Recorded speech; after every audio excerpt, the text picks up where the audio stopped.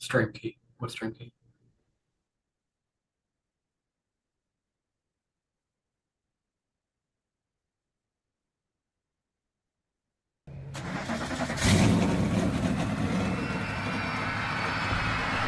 Drivers, start your engines! Ready. Green flag, green flag. All rolling. All the way out. Stay in, stay in, stay in. Come on, come on, come on. Bye-bye, run in. See you later. These guys are really good. Stay in the gas.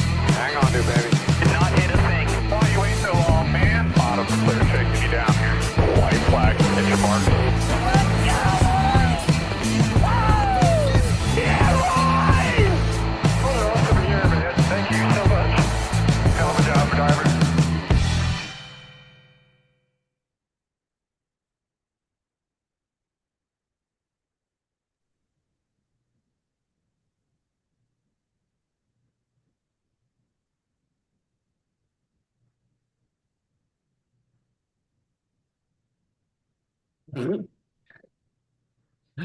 Uh,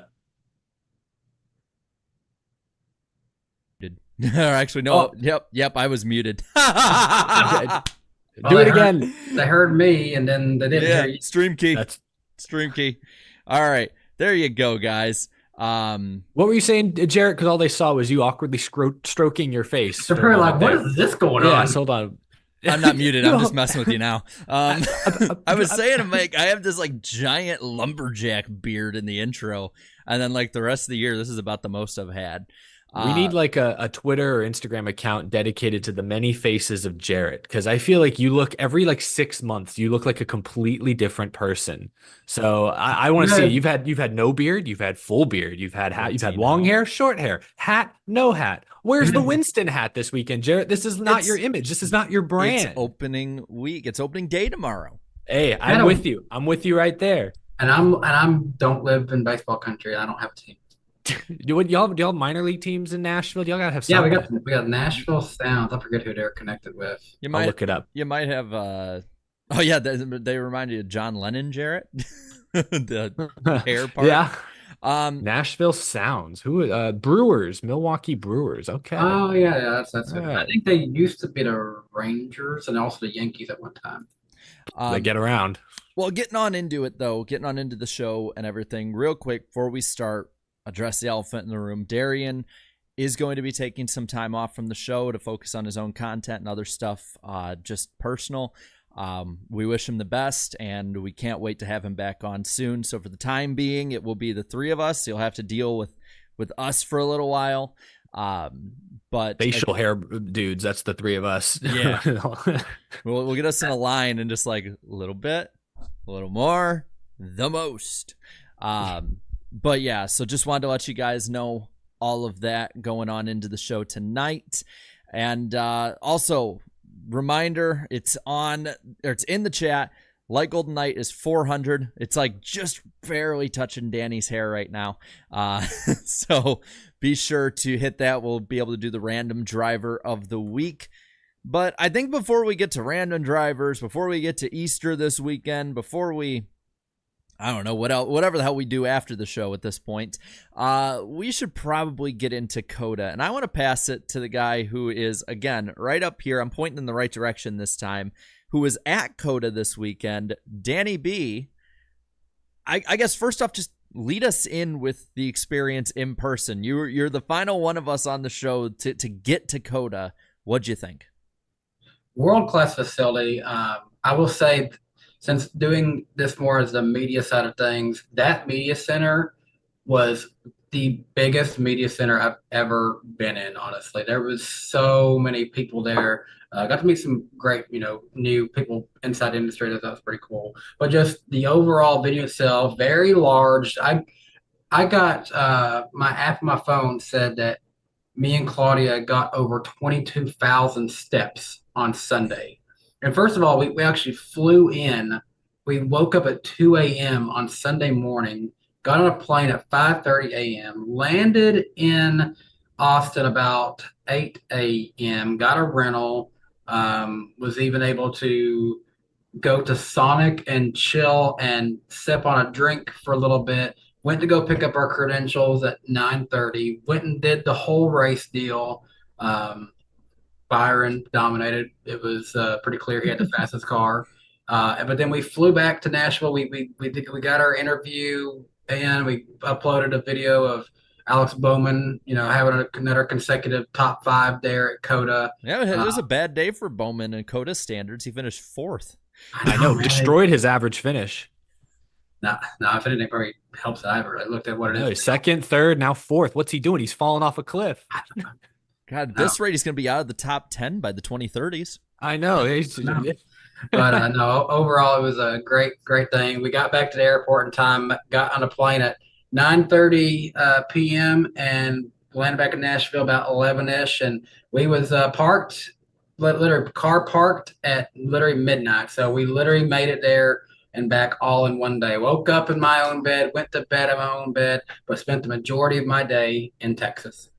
Nice. I hope Texas treated you well. That I'm super impressed that you guys managed a full round trip in 24 hours. That's unbelievable. I was going to take it if possible. I'd do that again. I would go to another race like that again. I salute you in Midwestern.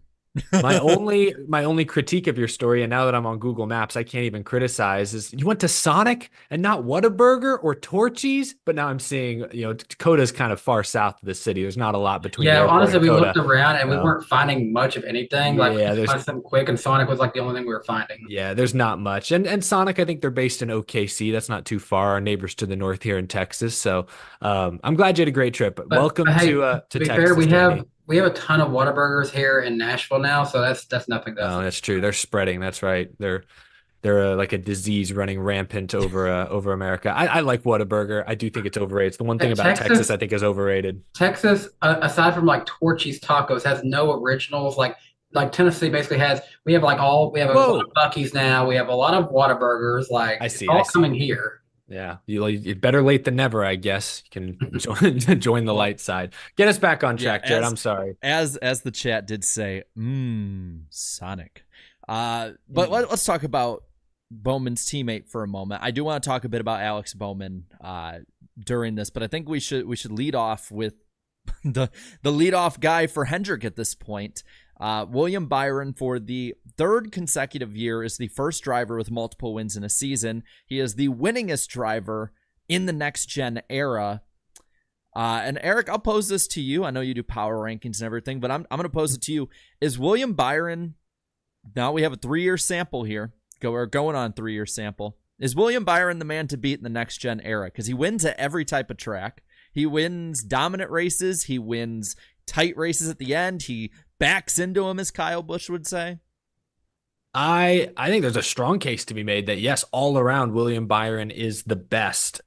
Hendrick Motorsports, I think they're two-headed monster at the top of the board right now. And this is no disrespect to Chase Elliott, who should have finished top 5 if not for the course cutting penalty and whatever else ensued. Bowman did finish top 5 at COTA. He seems to be working his way back. He's 100% healthy and looks solid. But up at the top of the board, you've got just the total package with Byron, Rudy Fugle, that pit crew.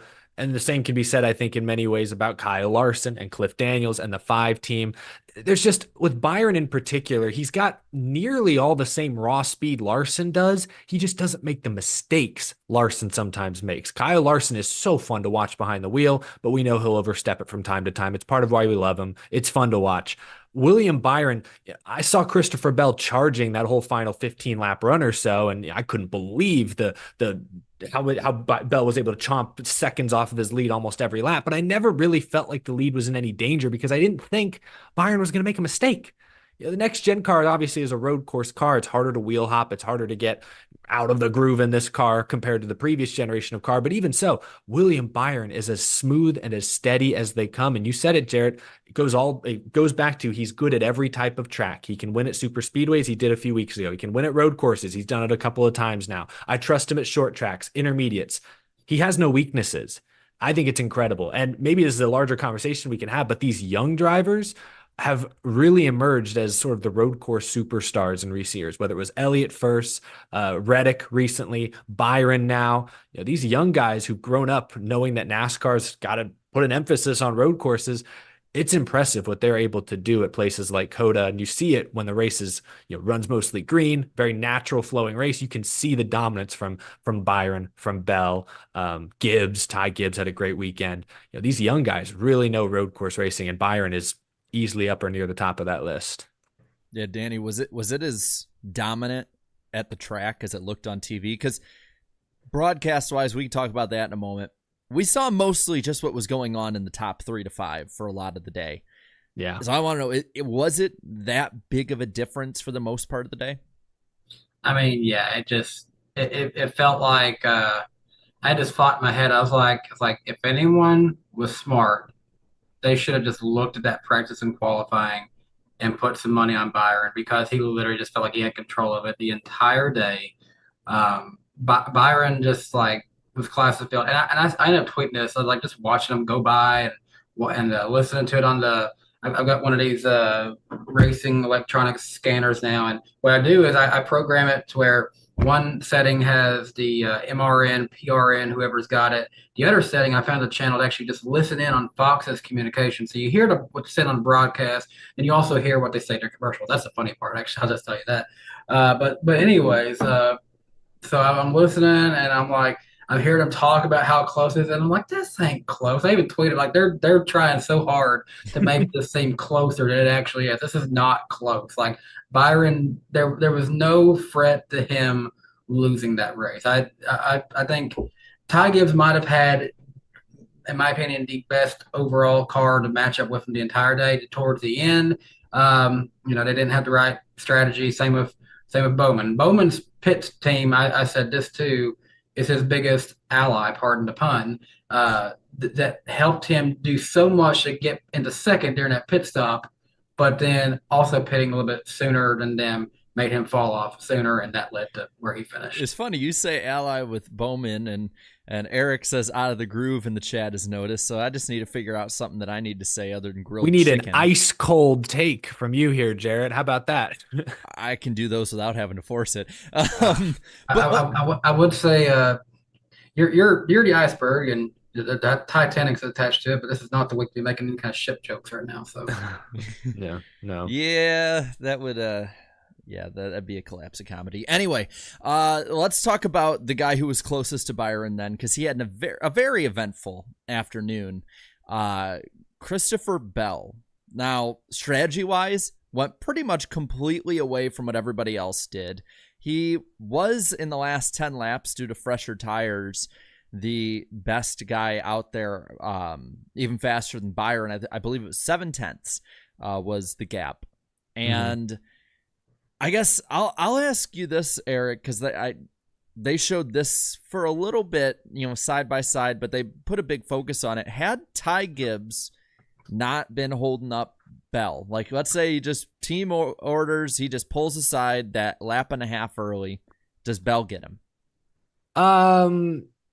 Maybe. I think Bell would have had the opportunity to put the bumper to the back of the 24. Does he do that, considering he'd had run-ins with a couple other drivers, including another Hendrick driver earlier in the day? Maybe, maybe not.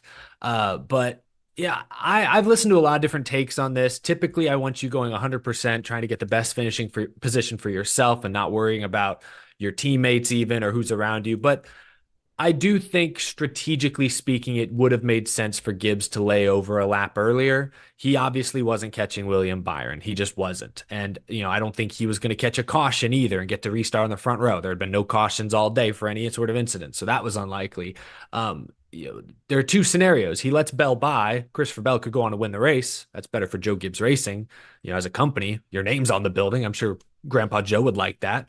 The second possible outcome is the two of them get up front, Bell and Byron, and they make contact and they wreck, and boom, doors open for you to steal your first win. So yeah, the difference between second and third doesn't mean a whole lot. If I was Ty Gibbs, I probably would have not fought Bell as hard as he did, but I can also completely understand Ty Gibbs's perspective. He's a young, relatively inexperienced driver, but a hungry driver who can see his first victory right there out his windshield. Like, there's one car out there. That's the rabbit you're chasing. You don't want to let another guy by. I completely understand. Like, I think drivers at times are in denial. Like, I think in Gibbs' head, I can chase him down. I can get him. I'm faster. I'm better. I'm going to run him down. And he's not looking at the situation objectively enough to see that nobody, you're not catching William Byron. This would be the bigger picture move. I don't know. Maybe someone should have been in his ear, but who's going to tell a driver?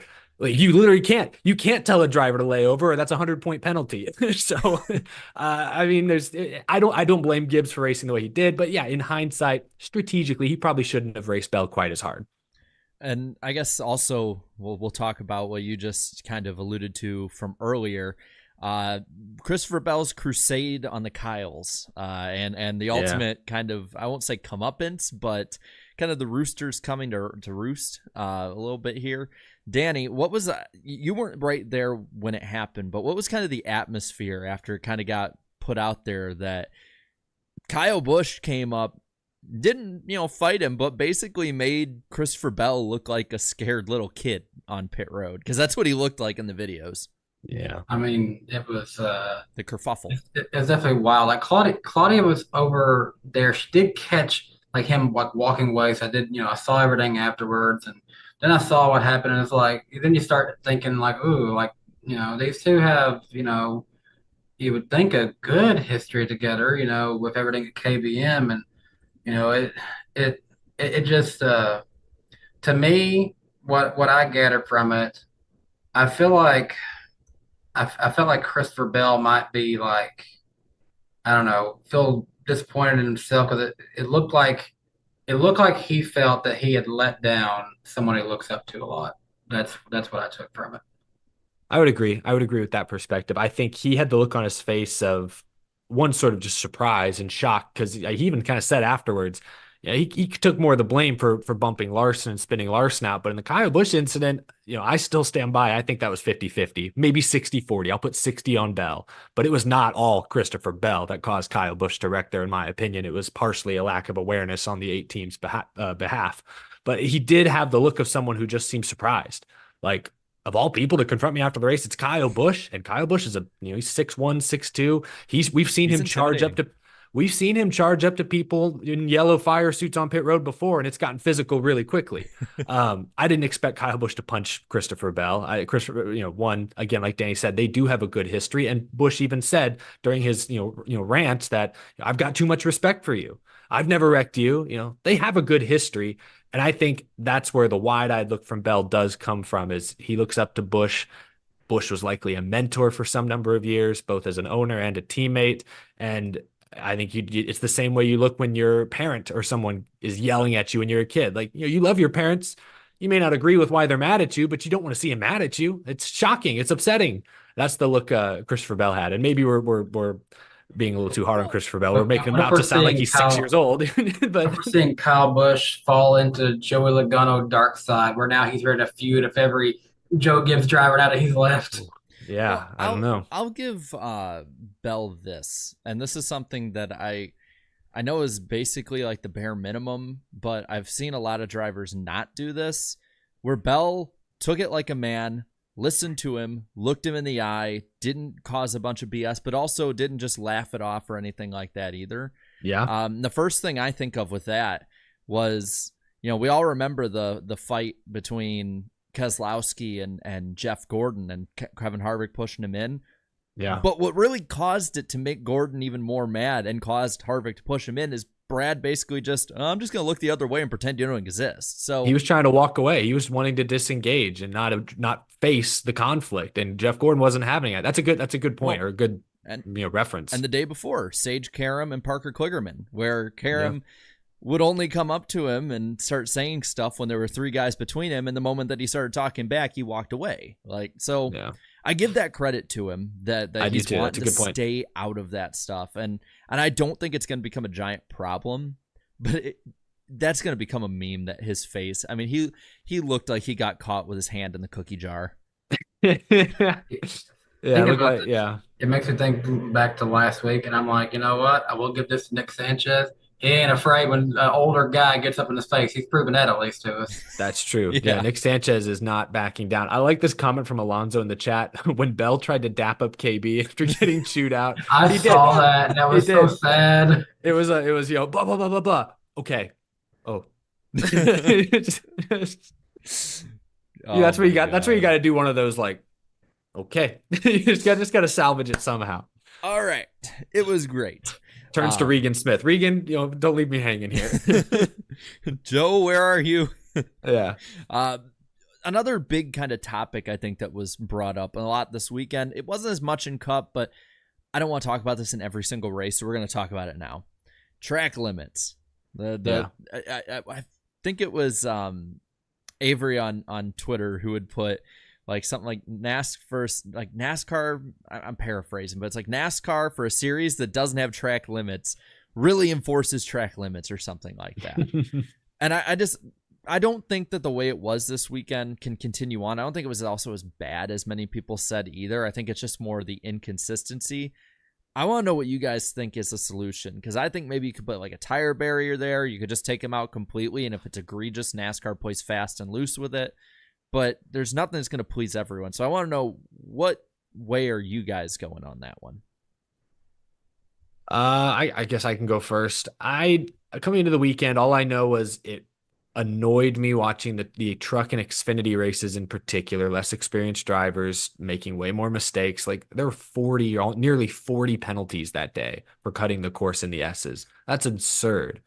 I don't know about tire barriers, but the idea of a big curb or turtles, that's certainly an option, but I've already heard some folks push back against that. I think Denny Hamlin, I believe, pushed back against that because it could easily tear up equipment. You get off center, you miss the corner ever so slightly, that's a $50,000 diffuser that's destroyed or something like that. So I could see, I understand the people not wanting to do that. So if it comes to if you're just going to penalize people, I think you need to adopt what I understand to be kind of the Formula One system where there are warnings. It's not all or nothing the first time you offend. Like a guy would be this far inside the curbing, 2 inches, gained him maybe 100th of a second that lap, if anything. He's probably in traffic just trying to hang on. And that's a penalty. That shouldn't be. You should get at least 1, maybe 2 warnings before they give you a penalty. And if you do cut the corner on the last lap, maybe it's a 5-second penalty. Like if say you have no warnings all day, but on the last lap, you're trying to get everything, it's a 5-second penalty. Then maybe you judge it harshly on the last lap, and drivers should just know that going in, that don't try to cheat it there on the last lap just because you have a clean slate. I think maybe that's the best I don't know, solution or compromise.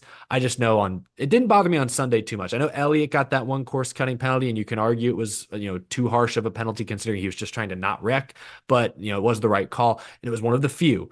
It was the truck and Xfinity races on Saturday that were just at times unwatchable because you didn't really know what to believe. I mean, SVG finished second, thrilling fight for the win. Oh no, he actually got 27th. Like that's not a good product. I'm gonna give a hot take on this one and say that to me, it doesn't make sense because I think of so many examples where if we're gonna penalize this now, things should have been penalized in the past, like Dale Earnhardt's infamous going off into the dirt to pass someone like that. That's clearly going out of the track limits to do that. Think back to Way Watkins Glennis race in the passing of Marcus Ambrose, going as far out as hard as he can out of that one turn right after the bus stop, and making that move on Kozlowski. Like that's such an iconic thing here. And heck, it ain't a road course, but we reconfigured Phoenix to the point where they want you to go off 7 wide down for the dog leg. If we're gonna enforce track limits here, we enforce it everywhere. Yeah. And for me, it's even at the track itself. Like, okay, you can't go through this corner off of the green paint. Like you can be on the green paint, but you can't be on the red paint. But then in this other corner, that's almost exactly the same kind of corner, it's okay to kind of cut here. It's okay to drive in the grass in this other corner.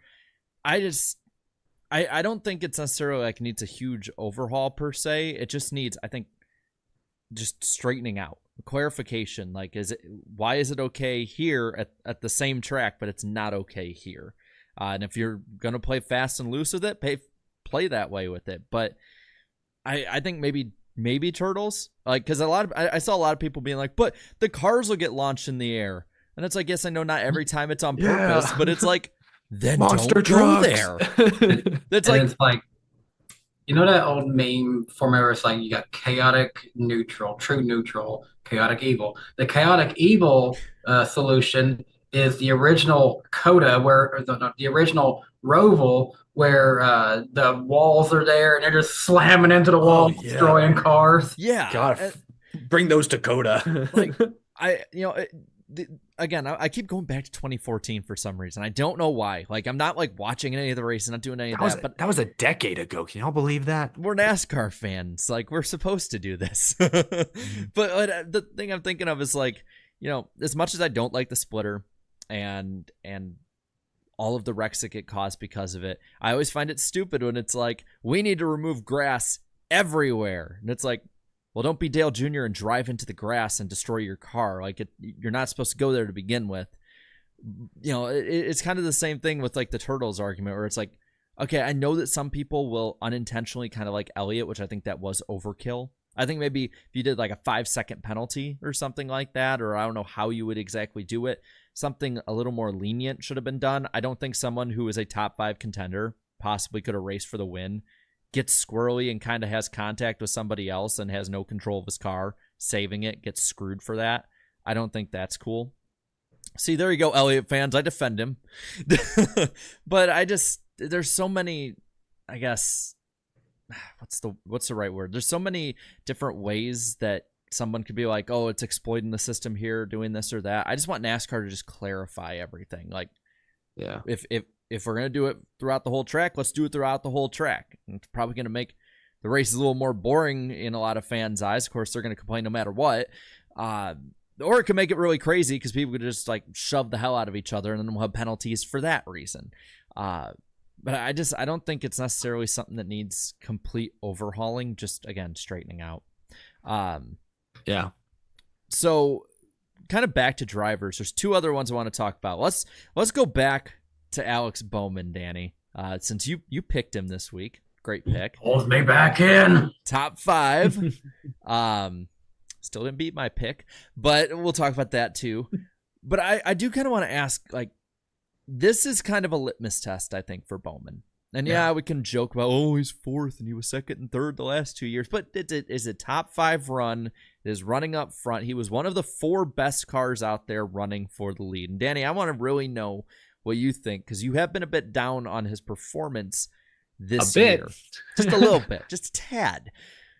So is all of his other fans that I've talked to. So, but I want to ask, like, does this change how you view him going forward? I know it's just one race, but this is, again, kind of a litmus test kind of race.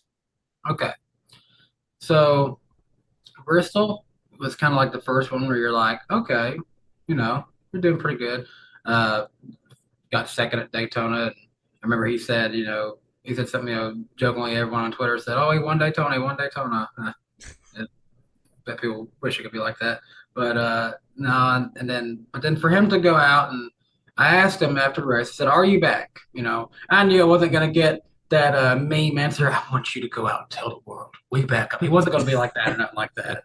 But no, he did say, for him, this should, this is a track where he is really good. It's kind of expected for him to do well at this track. And for whatever reason it is, that particular course just suits him as a driver.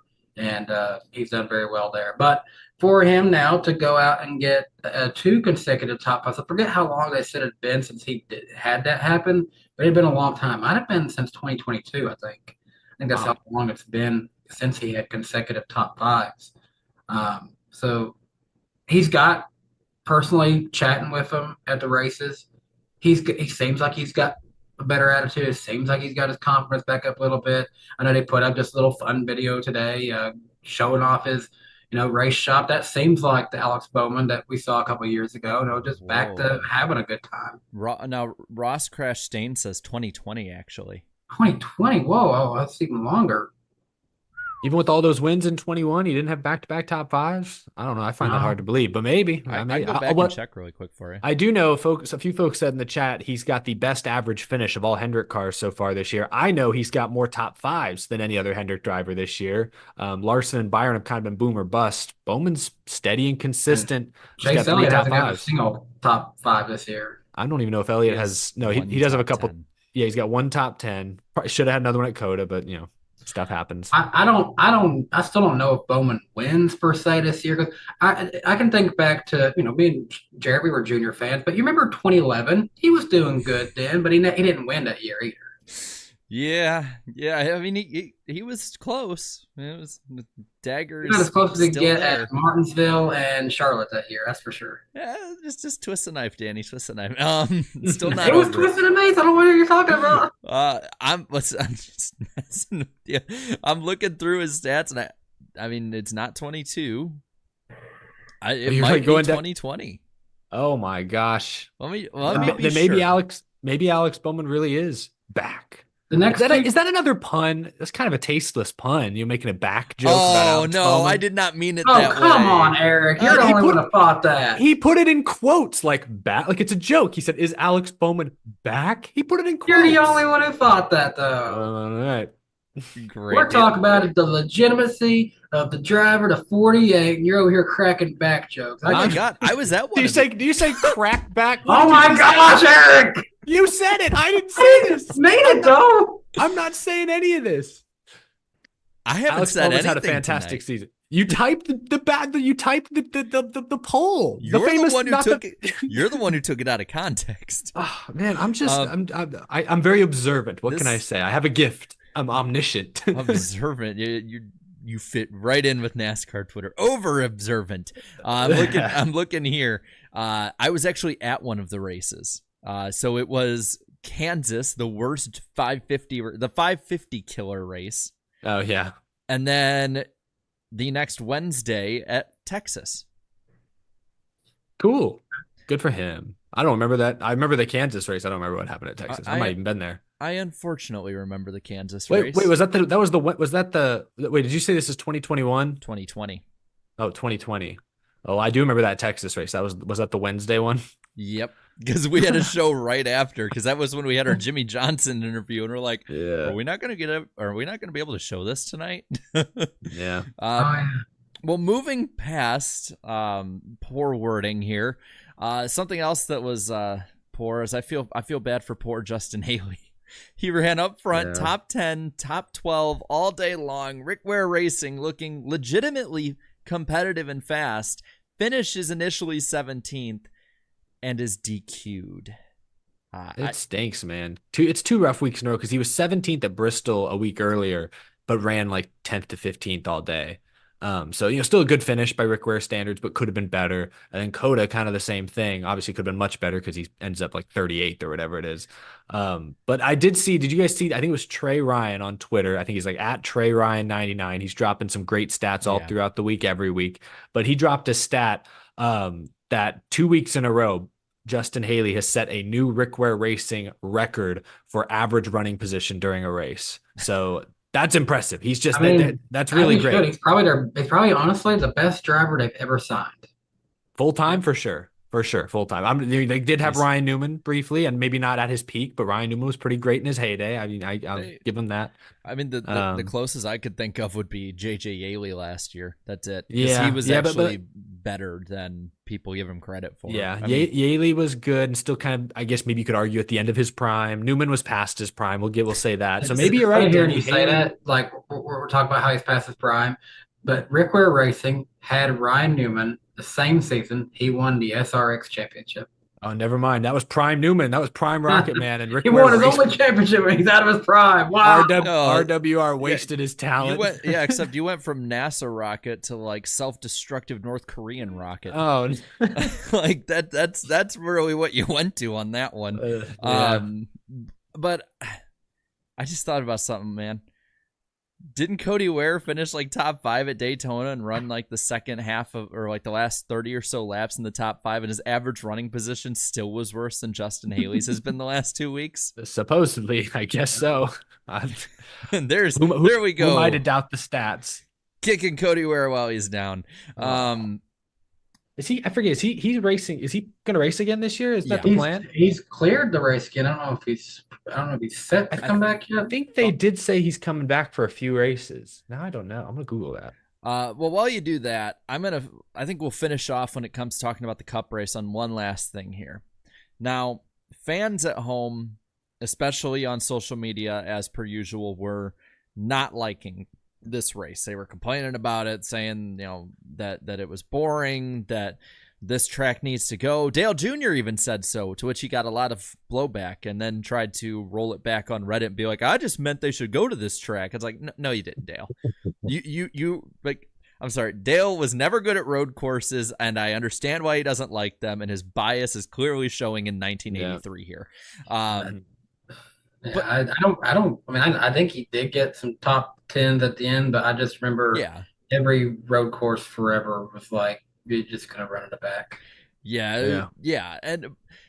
But I want to kind of ask just overall with this. I thought the race was okay to average. Like I saw some people trying to say this race is way better than you think, and you plebs don't understand the intricacies of our sport. And it's like plebs. I don't think it's like that good. I'm not going to give it like a 9 out of 10. No. And I'm someone who is pro COTA, pro road courses in the Cup Series, so like more than just 2 a year. But I thought it was like a 4 or 5. It's like right around that range. It wasn't terrible. It was better than Phoenix. Like, you're not going to have a banger every week. You're not going to. We have this.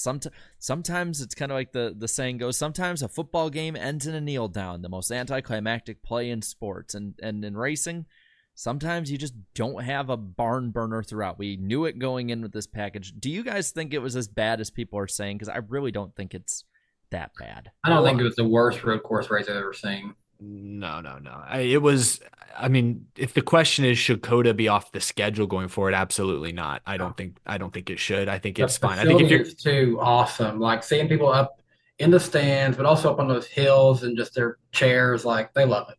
Yeah, the facility is worthy of a race. The market is worthy of a race. I think if you're going to remove another road course, it should be the Roval. Put it back on the oval in the fall. Charlotte was a great oval race the last couple of years. No, I think COTA should stay. It wasn't a fantastic race by any means, but yeah, I just name a road course race that has been fantastic in the next gen era. There might be moments. I can't think of any immediately off the top of my head. I mean, the first COTA race might have been the best next gen road course race I can think of in 2022. I should say. Yeah, the second COTA race. I made that mistake this weekend. I was calling that the first one. Was like, oh wait, no. Yeah. I mean, I don't know. I mean, someone in the chat remind me off the. I guess Chicago street course. I was thinking more traditional road courses. That race was such an unusual event. And that one, seeing it happen this year could tell us real fast. Yes. Just the novelty of Shane being up there winning it, Yeah, there were so many variables. I wasn't even really counting that race. But yeah, sure. That was probably a more exciting race than most other road courses in the next gen. 2022 Sonoma, one person says, but that's the only person making any suggestion. I don't even remember. What was 2022 Sonoma? Last year's Sonoma race was dry. I don't remember that one. Well, it's honestly that time of year. Sonoma these last few years hasn't been doing it for me. Yeah. For a long time. Yeah, I'm just saying, road course racing in the next gen has not been great because road course racing was great when the car sucked, and now the car is great, and so they don't wheel hop, they don't make mistakes. Oh, Suarez, that was a Suarez win. Oh yeah, that was okay. But I don't really remember much about that race besides Suarez winning. I think it was just a good story. There was good strategy in it, I think, if I remember right. But and that's something I think a lot of fans like. There is that disconnect of fans, and while he wasn't talking about it because it was before this race.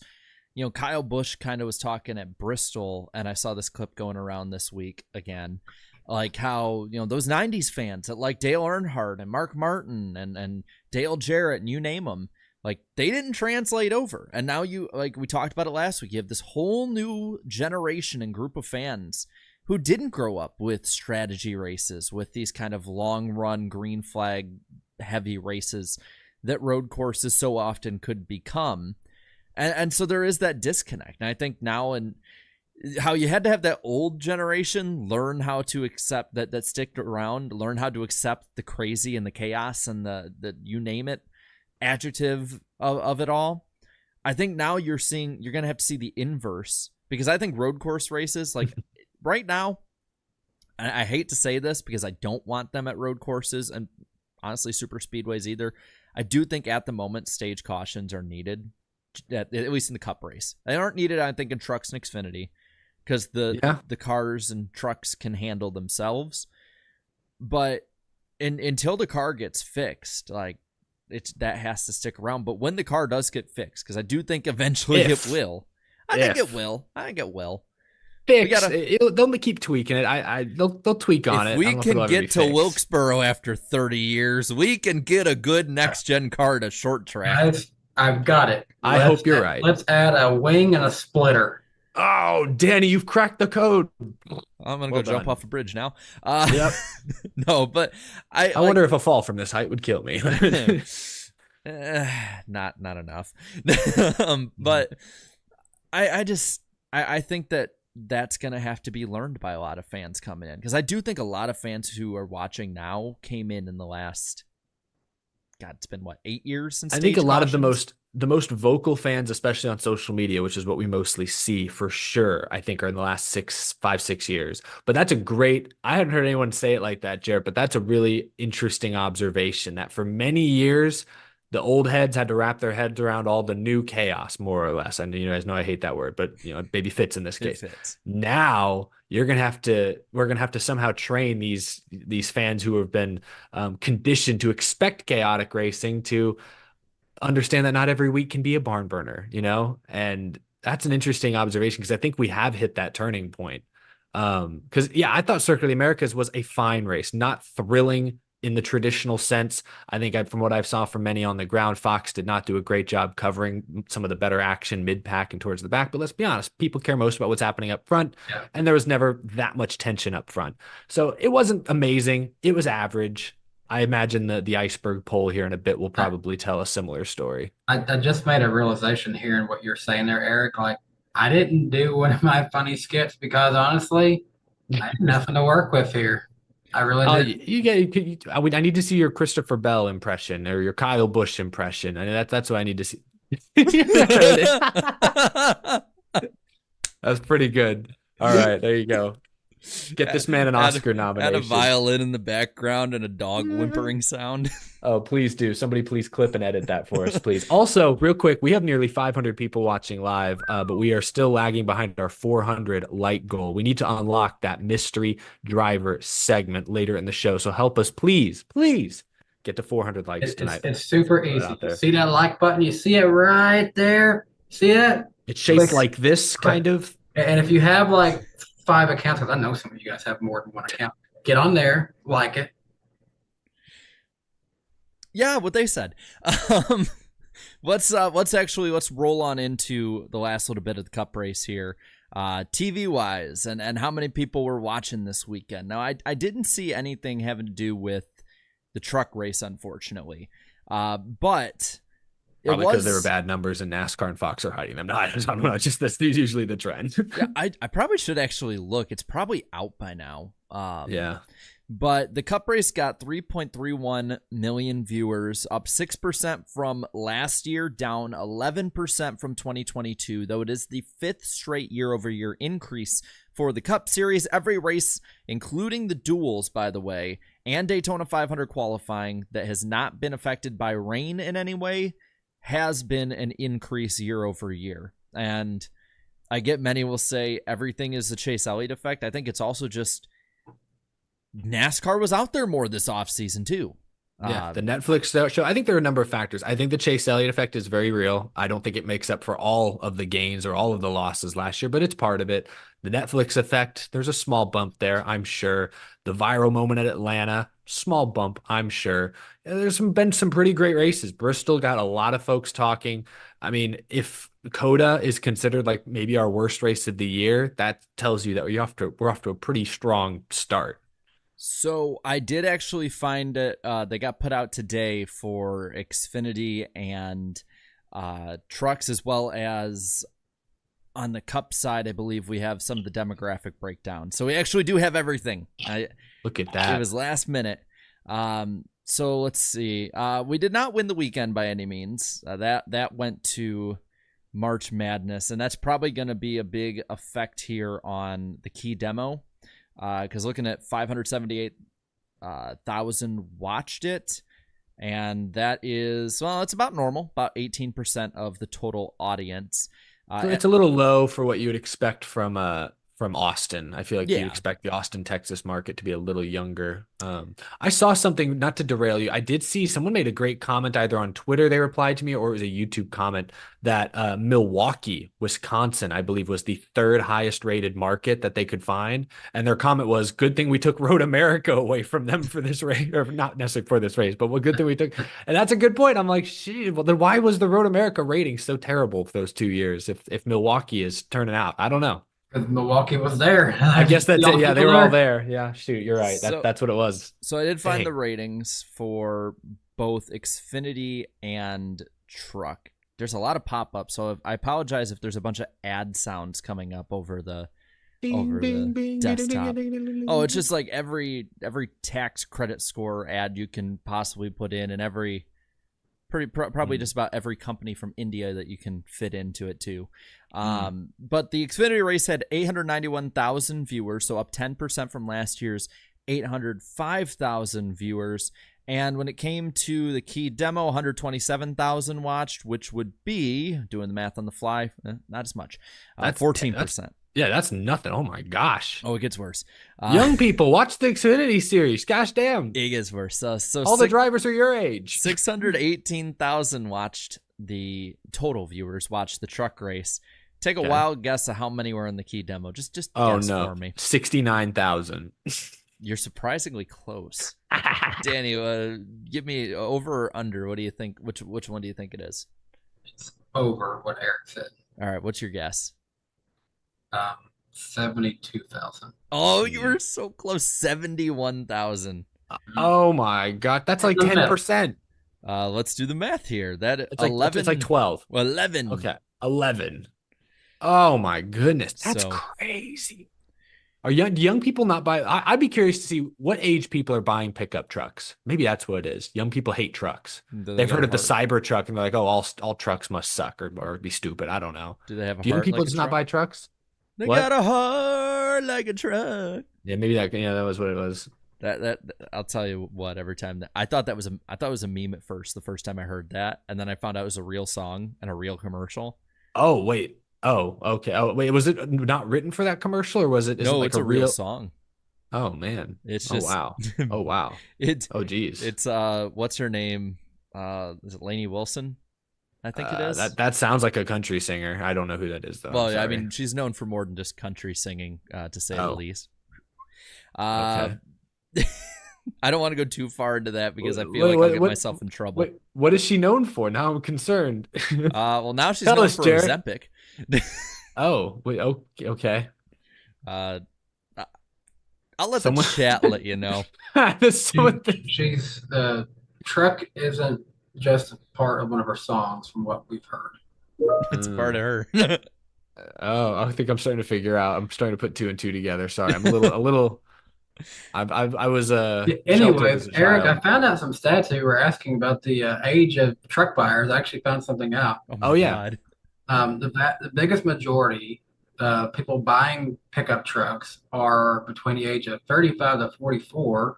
Wow. And followed up by the ages go 45 to 54, then it's 55 to 64, 65 to 74, 75, then 25 to 34, 75 and over, and the lowest percentage is 18 to 24. So So so there's a lot of people in their 30s buying trucks. They should be watching the truck series, but then other than that, it's a lot of older people. I guess that checks out. I love the 75 I want to see like 80-year-olds buying like a huge truck with I don't know, with a whole lift kit attached. That'd just be hilarious. I love this. I love the picture of that. Also, while we're referring back to stats, Cody Ware is expected to make maybe a few starts this year. They were talking about starting in April, but obviously we haven't heard anything. So and they're still. There goes that average running position. There's a quote from January where he says they're trying to finish putting together sponsorship. So who knows if that's come together at this point or not. Well, let's see if we can get a little bit back on the rails on this one here. We do have the poll this week. I love this comment. I'm sorry. Mark says 18 to 24-year-olds don't know how to drive. They just take Uber and Lyft. I laugh in Midwestern. I know. I was like, but like, I'll bet there are some 18-year-olds and 20-year-olds out there. I mean, a lot of people live in cities, don't have cars. I know a lot of people who don't have cars that I would think would need a car, but I don't know. I just love that. That's fun. Times are changing. But anyway, back to the poll. I asked y'all, what do you think, or what did you think of the 2024 Echo Park Automotive Grand Prix? 15,000 of y'all voted. 7% said great. 30% said good. 47% said average, 10 below average, and 5 bad, leading to 37% net positive to a 15% net negative. Guys, the first comment was from Spencer. Is it positive, negative, meme, or a mix of those?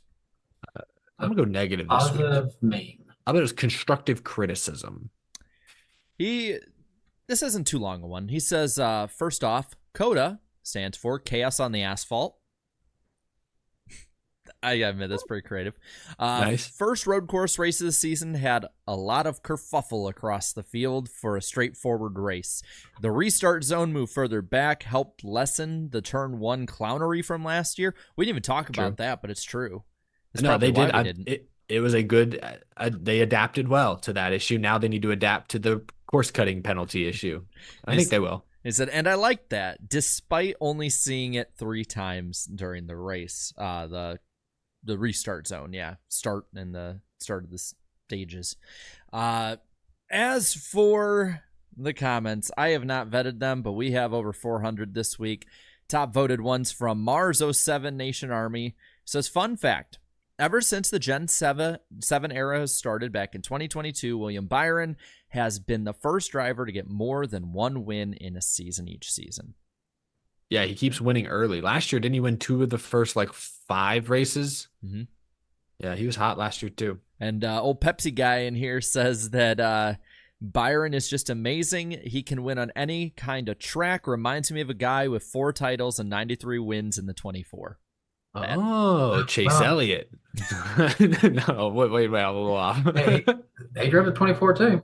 Did he make 93 starts in the 24?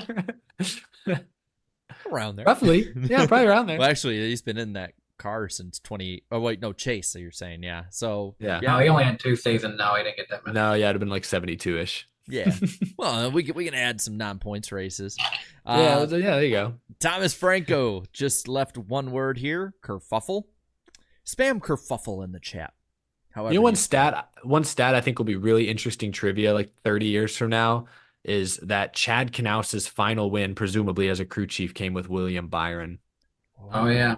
Yeah. And it was also, I think, Byron's first win, was Knaus's potentially last win. Am I not mistaken? Yeah. People are going to ask people, how many wins does Jimmy Johnson and Chad Knaus have total in their careers? They're going to confuse them, and they're going to say, whatever number Jimmy has, and be like, nope, Chad has 1 more. Well, and technically, Chad might have less than Jimmy because Darian Grubb got a few wins with Jimmy. I was going to say, no, you're right. Daytona 500. Chad also got probably suspended a couple of times. I don't know if Jimmy won any of those races, but I don't think he did in 07. But he's been suspended so many times or been in trouble so many times, he probably did. How many wins does Chad Knaus have? Let's see what Google has to tell us. Google tells me 82. It's from the NASCAR Hall of Fame. Their blurb says 82 wins. Let's see. Oh my God. Noah Coleman. This is great. I'm a big fan of the movie Shawshank Redemption. After Jurassic Park, it is my favorite movie ever. And Noah Coleman said the Shawshank sewer green car won. I call it the Shrek swamp car. Andy Dufresne. That's a good one too. I remember back when Shrek 2 came out and they used to sell the slime, Shrek slime or whatever, and it always was that color, and I'm pretty sure had some kind of chemical that would make your skin glow in the dark. Unintentionally. I love that. Yeah. That sounds incredible. I don't care about the toxicity. Imagine instead of that slime, if it was Nick slime color. Ooh. Do we really want to invoke the name of Nickelodeon right now? Yeah, Nickelodeon's kind of they're kind of blacklisted now, unfortunately. There's my joke. There's my offhand joke that I shouldn't say. All right. But you got to work in an iceberg pun, Jarrett. I'll get there. We're going to put Nickelodeon on ice. Oh, wait, that's like Disney on ice. That doesn't really work. Well, back to the comments here. There's a couple here. Joey Legoat says, don't spin out on a road course challenge. Brad Keselowski, no. Yeah, he was bad. He sucks at COTA, dude. Can we just say it's terrible. It's actually kind of embarrassing. It's terrible. He's so good everywhere else, or at least respectable, but I feel like every year he's terrible at COTA. I'm looking at his results. Here is from Lenny US Gatto here, who says the average race in 2019 is considered bad today. Has the Overton window shifted that much? Brad has back-to-back finishes outside of the top 30 at COTA. He does have a 14th, but he's never started better than 24th at Circuit of the Americas. So yeah, he is not good at COTA. NASCAR fan 93100 put the lyrics to Hollywood Nights in the chat here, and I'm not doing the whole thing. It's just a lot of repeats, but it's a great song. Hollywood Nights. Oh, one of my favorite meme parody accounts here, NASCAR Shill. Thank you, Steve Phelps, Steve O'Donnell, and Ben Kennedy. What a great race. I love that account, man. Like, I want to know. They really stay in on both the YouTube account, the Twitter account. They really go into the character. I really want to know who NASCAR Shill actually is. What if it's actually like Mike Helton? It's Steve O'Donnell. You're gonna like just casually meet them and be like, thank you, Eric Eastep, for shaking my hand. All right, we got to the gutter, I believe, here. It's kind of disappointing. They're not really all that bad. Oh, hey, there's no way they're gonna live up to last week. No, they're not. No, last week was an all-timer. All right, so the first one is from Bull It. So they're saying, I get it. Yeah. This track just does not work for NASCAR. That's a fair argument. You can make that It argument. wasn't built for NASCAR, so Objectively, that is correct. Like Dislike says HMS sucks, and them's fighting words for a lot of people. that's complete opposite since they got two cars in the top 5 and 1-1. Yeah, but that's objectively incorrect. I'm sorry. I mean, and Toden here says this track sucks.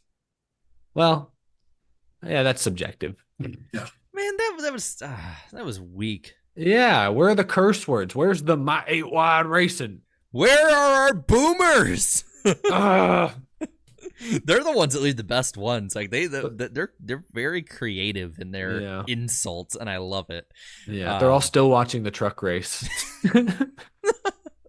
90% of the TV viewership. Goodness gracious. Well, let's look at the Xfinity and Truck race really quick. So Kyle Larson got a last minute comeback, and I'm gonna take a minute to gloat because I got laughed at last week. And he's gonna miss the race again. Watch him miss the race again. Watch this. We were in just the chat, joking. But the chat's going off, and it's funny because when I said this after the Xfinity race, all of them are like, "Oh, I didn't say." I'm like, "There's no way all of you did not say the same damn thing the whole chat was saying." I just want to say, you left me Kyle Larson, and I appreciate it. But I'm gonna be also took 2 overtime restarts. Saying it did. And I'm gonna be completely honest. Those green, white checkers and all that, SVG got robbed. Yeah, he did also rough up AJ that one restart a little bit, but it was going to be an SVG AJ 1-2 finish running away. I think they had like a 10-second lead over third, something ridiculous. Yeah, and then they get those overtimes, and it's just a bloodbath at that point. And Larson came out ahead, but Larson, his drive after taking tires and having to pass something like 15, 16 cars on back-to-back restarts. I mean, that was impressive. He did have to work for it, but. Yeah, he was gifted a chance by those restarts. I can't remember who said it on Twitter at this point, but I will say someone said that nobody likes being raced like the 21 more than the 21 himself. Yeah, he was not a fan of what I thought to be was a completely fair sort of retaliation. I don't know if you guys agreed. I mean, because you got, Hill bumps SVG into turn 1. Just a bump and run. SVG comes out second, but Hill gets the lead. And then on the last lap, we know Shane kind of stuffed it in there. They both didn't win. So I understand Austin Hill being frustrated by that. But, Yeah, I don't. Did he not expect SVG to retaliate? You just bumped him out of the way to take the lead. You know he's faster than you. He's going to be on your ass. Like, how did you not expect some sort of retaliation? Well, I don't know. I'll say this about SVG when it came to that hit he had on him. It did seem like he was really not only just trying to get back at him, like to get by him, but get revenge on him. And I feel like with more experience and maybe a little less emotion, he would have done that perfectly. Because he wrecked up the entire front of his car. And then if you notice, I saw somebody get a different view of it. Austin Hill tried to hook his right rear on the front stretch. I saw that. See, I need to see a more conclusive angle. I couldn't tell for sure if that's what he was trying to do because Fox cuts away, of course, at the worst possible moment. I don't want to in on it. That's like the cardinal sin of racing we've established is right rearing someone. So I don't want to like accuse Austin Hill of such a horrendous sin if it's not actually true. I need to see more evidence. But hey, he might have done it allegedly. I'm laughing at what Napa Racing Fan 927 said. He said Hill did nothing wrong. Just ask him, LOL. Yeah, I'm surprised that he didn't go out and ruin an SVG announcement at some point in his interview too. I'm sorry, he's earned the reputation. He just doxes SVG on TV. He's like, yeah, he lives on 232 Wallaby Way. Yeah, I can't wait to go have a face-to-face with him at on Elm Street, 1213. Can't wait for all my Austin Hill fanatics to join me as we go talk to this man. He'll be at Whataburger, table 13. But I mean, I like you see the poll in the chat too. He is not winning favorability in any way with the fans at this point. It's when did that happen? Was it Martinsville last year, or were people kind of trending this way before? Because he did not handle Martinsville last year. Nobody at RCR did. It was very unsportsmanlike at the very least. I think it was a slow burn, but I think Martinsville was like you went from like having a slow burn through like a field to just a freaking nuke at that point. Like everything, like he was teetering. And instead of just like, oh, I need to balance it out a little bit, he decided just to jump off the other end with it, or at least like to fans, that's how they viewed it. But I think it's also that when you're also winning all the most exciting races, being super speedway races too, and it's like another Austin Hill win, and then you go and you basically you and your organization take it out on the guy that's leaving. Yeah. Hey, I don't know. Maybe the Cup 3 car will keep a man named Austin in that car, but the driver's going to remind you more of the driver from 2 drivers ago. I wouldn't mess with Austin Hill. I mean, that dude has a right hook that'll send you into next year. Yeah. Has anyone seen Myatt Snyder? That's the thing. I haven't seen him since.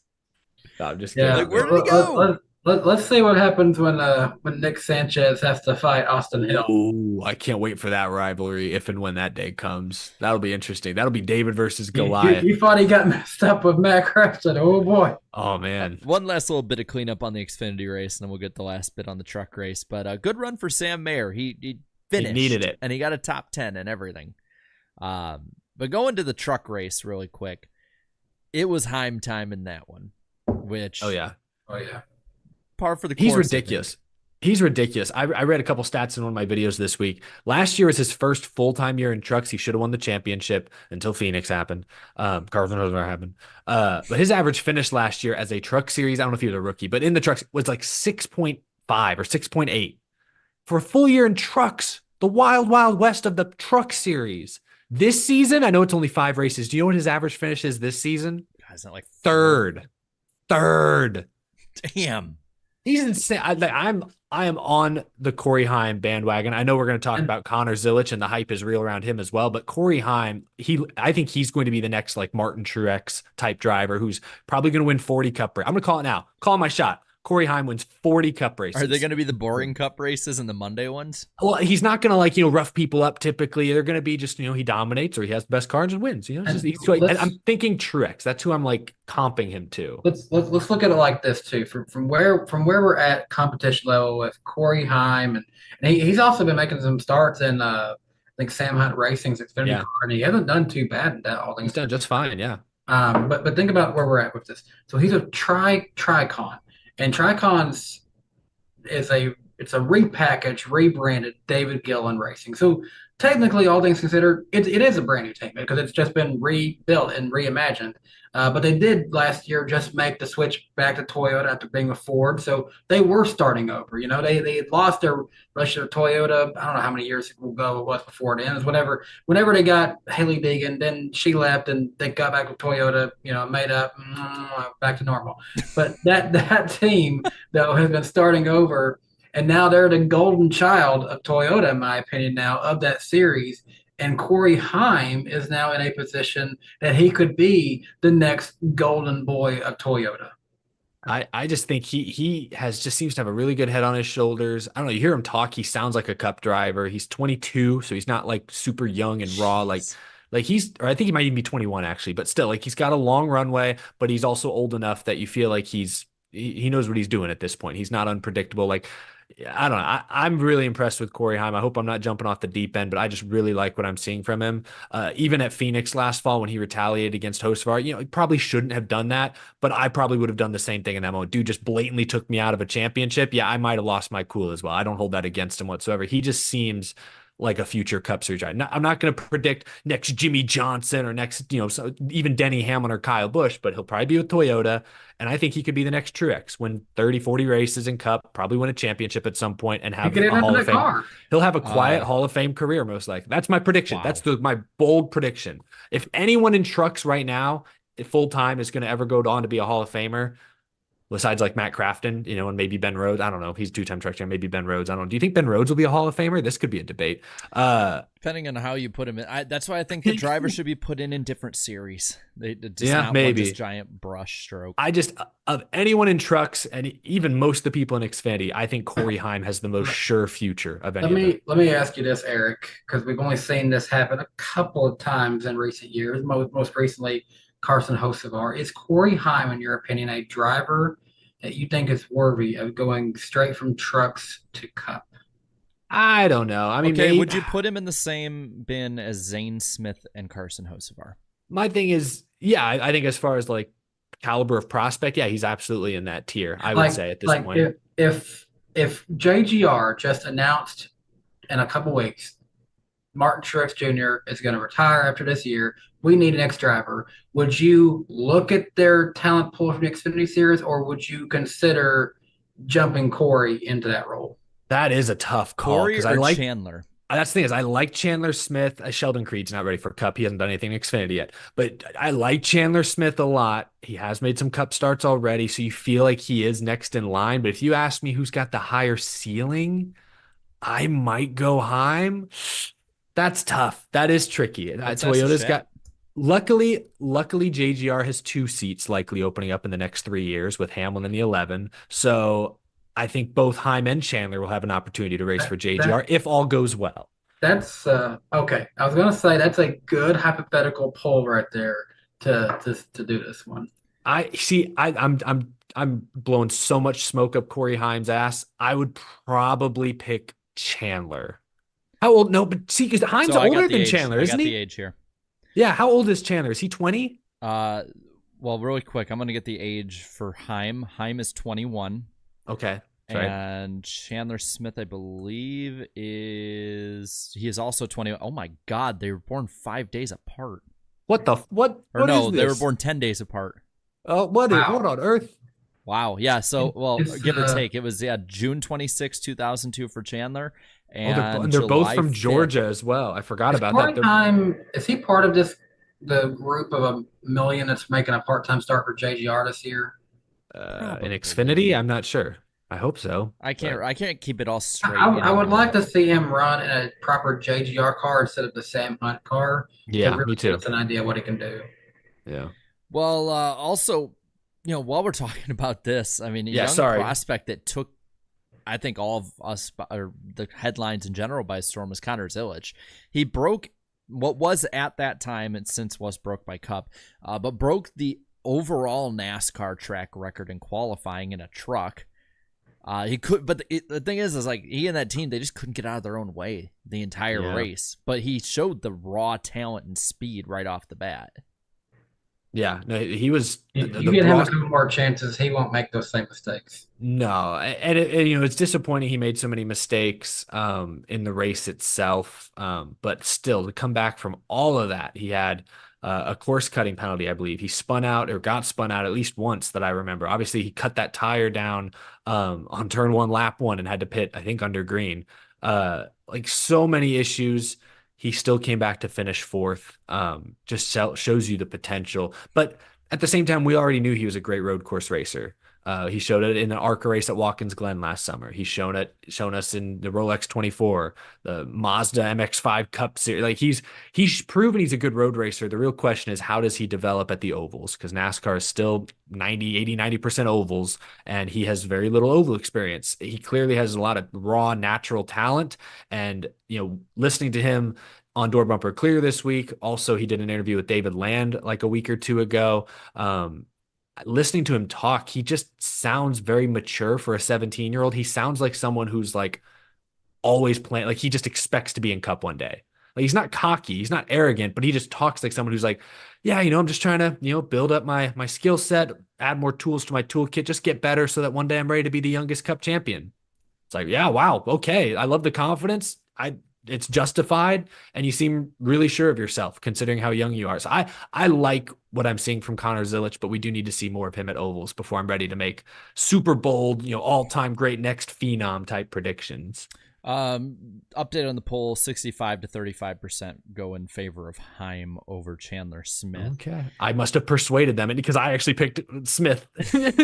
And side note, while you're giving updates on that poll, I just want to say there's 475 watching. We need 51 more likes. Come on, guys, just get in there. Can I just point something out that the normal chat can't see? We do have mods in the chat here who usually do a very good job of helping keep the conversation very fun, lighthearted, and on topic and not offensive and disrespectful. But I just saw somebody timed somebody out. I don't know what they said. I'll have to go back and look.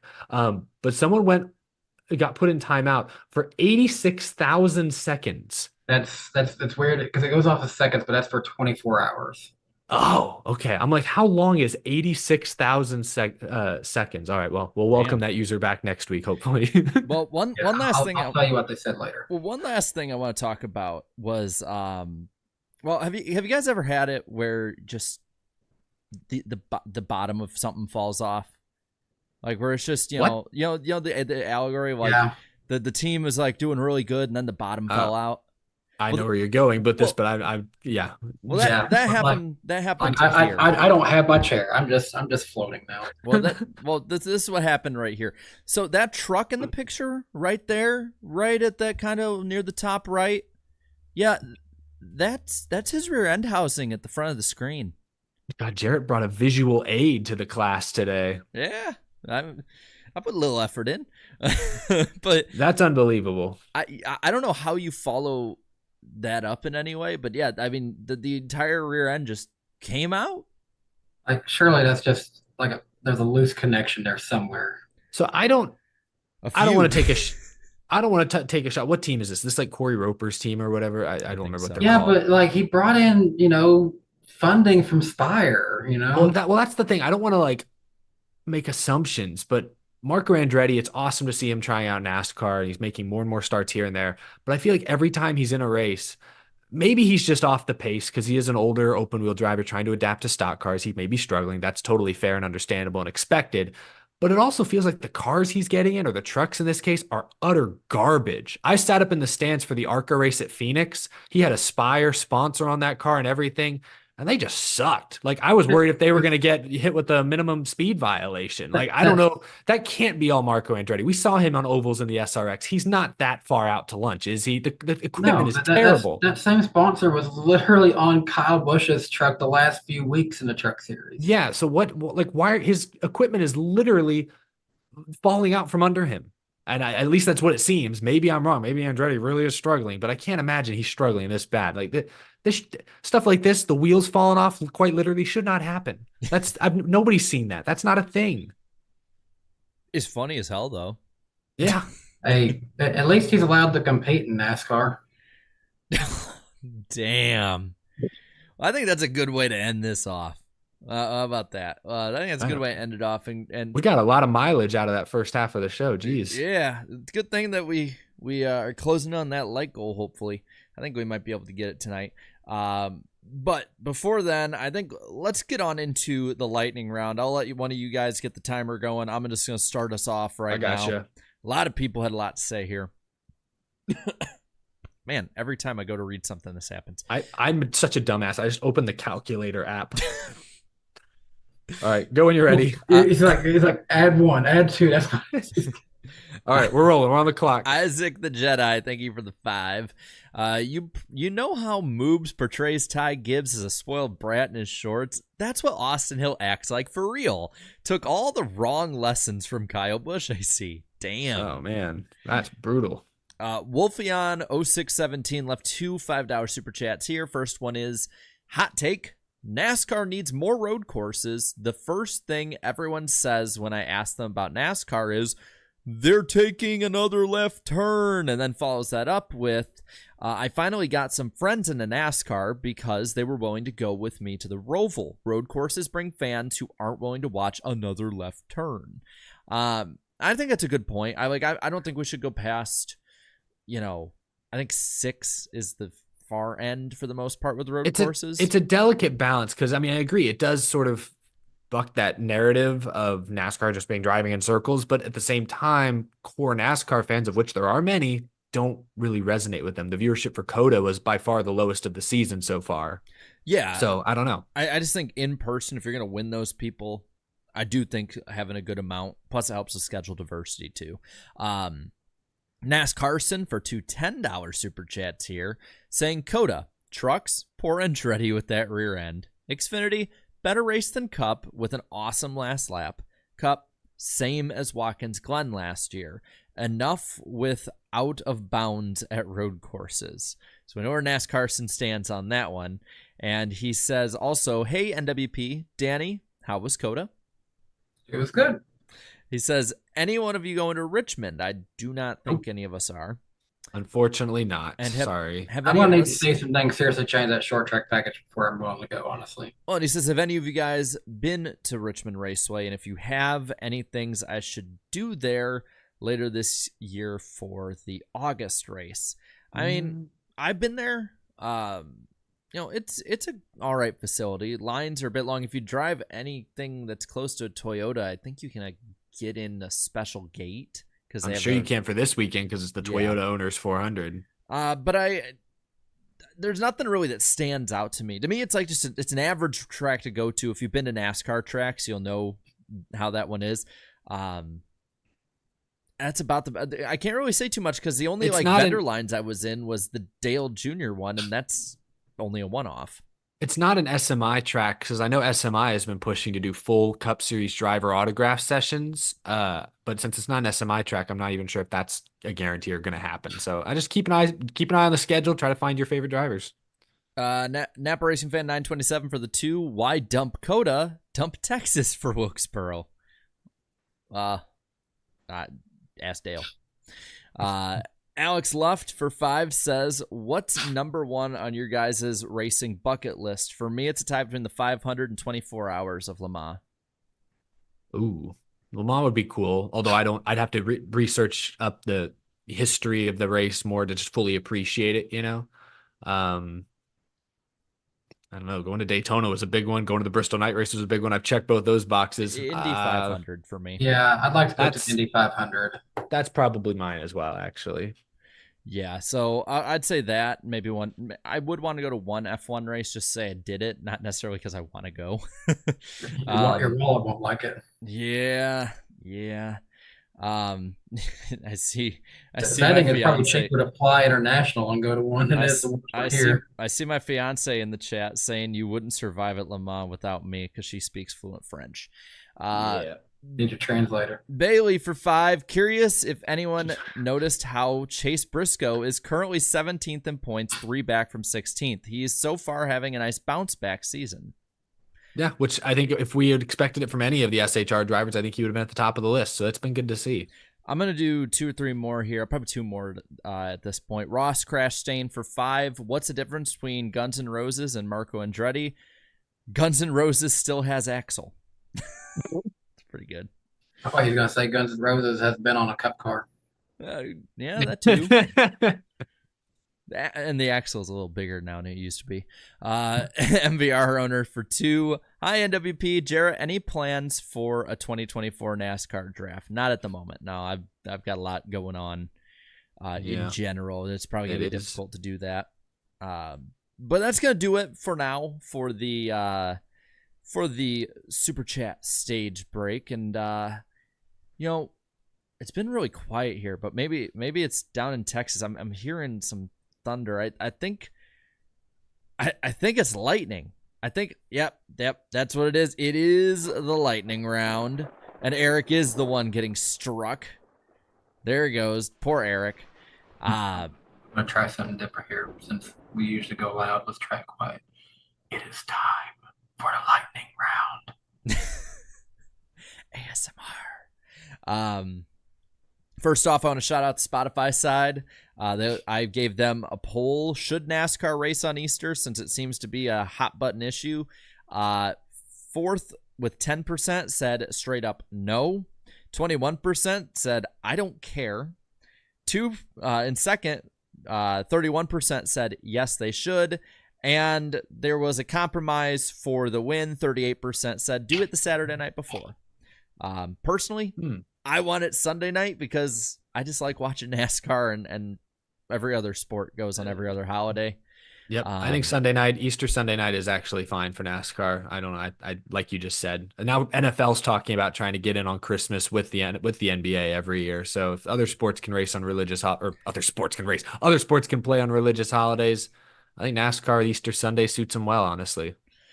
Dale Jr. announced he'll be racing at Bristol this September again in Xfinity. Hopefully this time he won't have his pants on fire. Liar. 88% of the full speed viewers did not watch the championship in 2023. So that was an interesting stat for sure. Let me find that out. I don't know. Nielsen has their ways, I suppose. Sometimes I think they just make up numbers. Half the time I do too. I know it's a very small sample size. I can tell you that. But they give you such exact numbers that they could just say, 3 million did this far. No, it's 3.01256 million people and 32,000 dogs watched this. It's like, what are you talking about? How do you know that? And Danny B's cat also watched. Yes.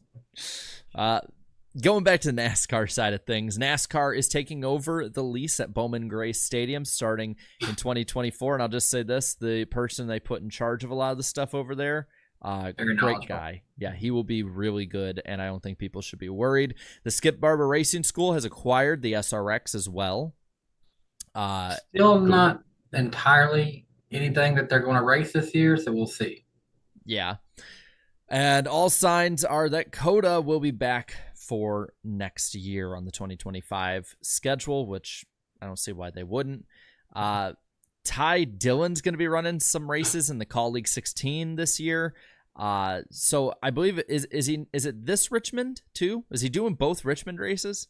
I don't know about both. I know he's on the entry list for this weekend. I mean, Chad, this is race winning equipment. I mean, come on, guys. So he'll run 24th.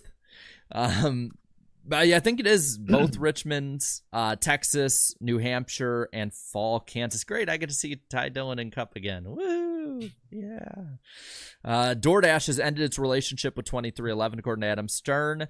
And drivers have reported that the repaved Sonoma Raceway has no tire wear, record speed, and we are so shocked about that. A repaved track being like that. I will add on to that. About an hour or two ago, right before we went live, I did see some updated quotes from Chastain, who said today on a different combo, they did get a little bit of fall off, still not a ton, but more than was initially being tracked yesterday. So there's, they're maybe heading a positive direction, but yeah, it's going to be a repave. So the Xfinity Iowa race sold out today, so good stuff there. And Hy-Vee is Xfinity race. That's great. I mean, it's only what's the capacity? Like 25,000. It's like I think it's 35. That's pretty damn good for an Xfinity race, though. I mean. Yeah. Wow, that's great. Like to just see a packed house for an Xfinity race is crazy. It's going to throw you back to like 2006 at that point. What was crazy was at Wilkesboro last year. What's the capacity there? Like 20, 25, 30? I don't remember what it was. Yeah. But the truck series was as packed as the Cup race. And that was so cool watching a packed truck series crowd. Well, You know, the crazy part, I tell the story, is I was running late because like some power lines had fallen in front of That's the right. hotel at my. I was where barely able to staying. save you a seat. And People were eyeing your seat. They were like, when I Who's walked using across, it? when I walked across the bridge and I saw it, I thought I was looking at a picture from like 1993. Like that's what so it cool. looked like. It was a complete time capsule. I might have been imagining the haze part of it, or I just might have been really tired. But speaking of throwbacks with North Wilkesboro, a Moonshine room was found under the grandstands at North Wilkesboro this week.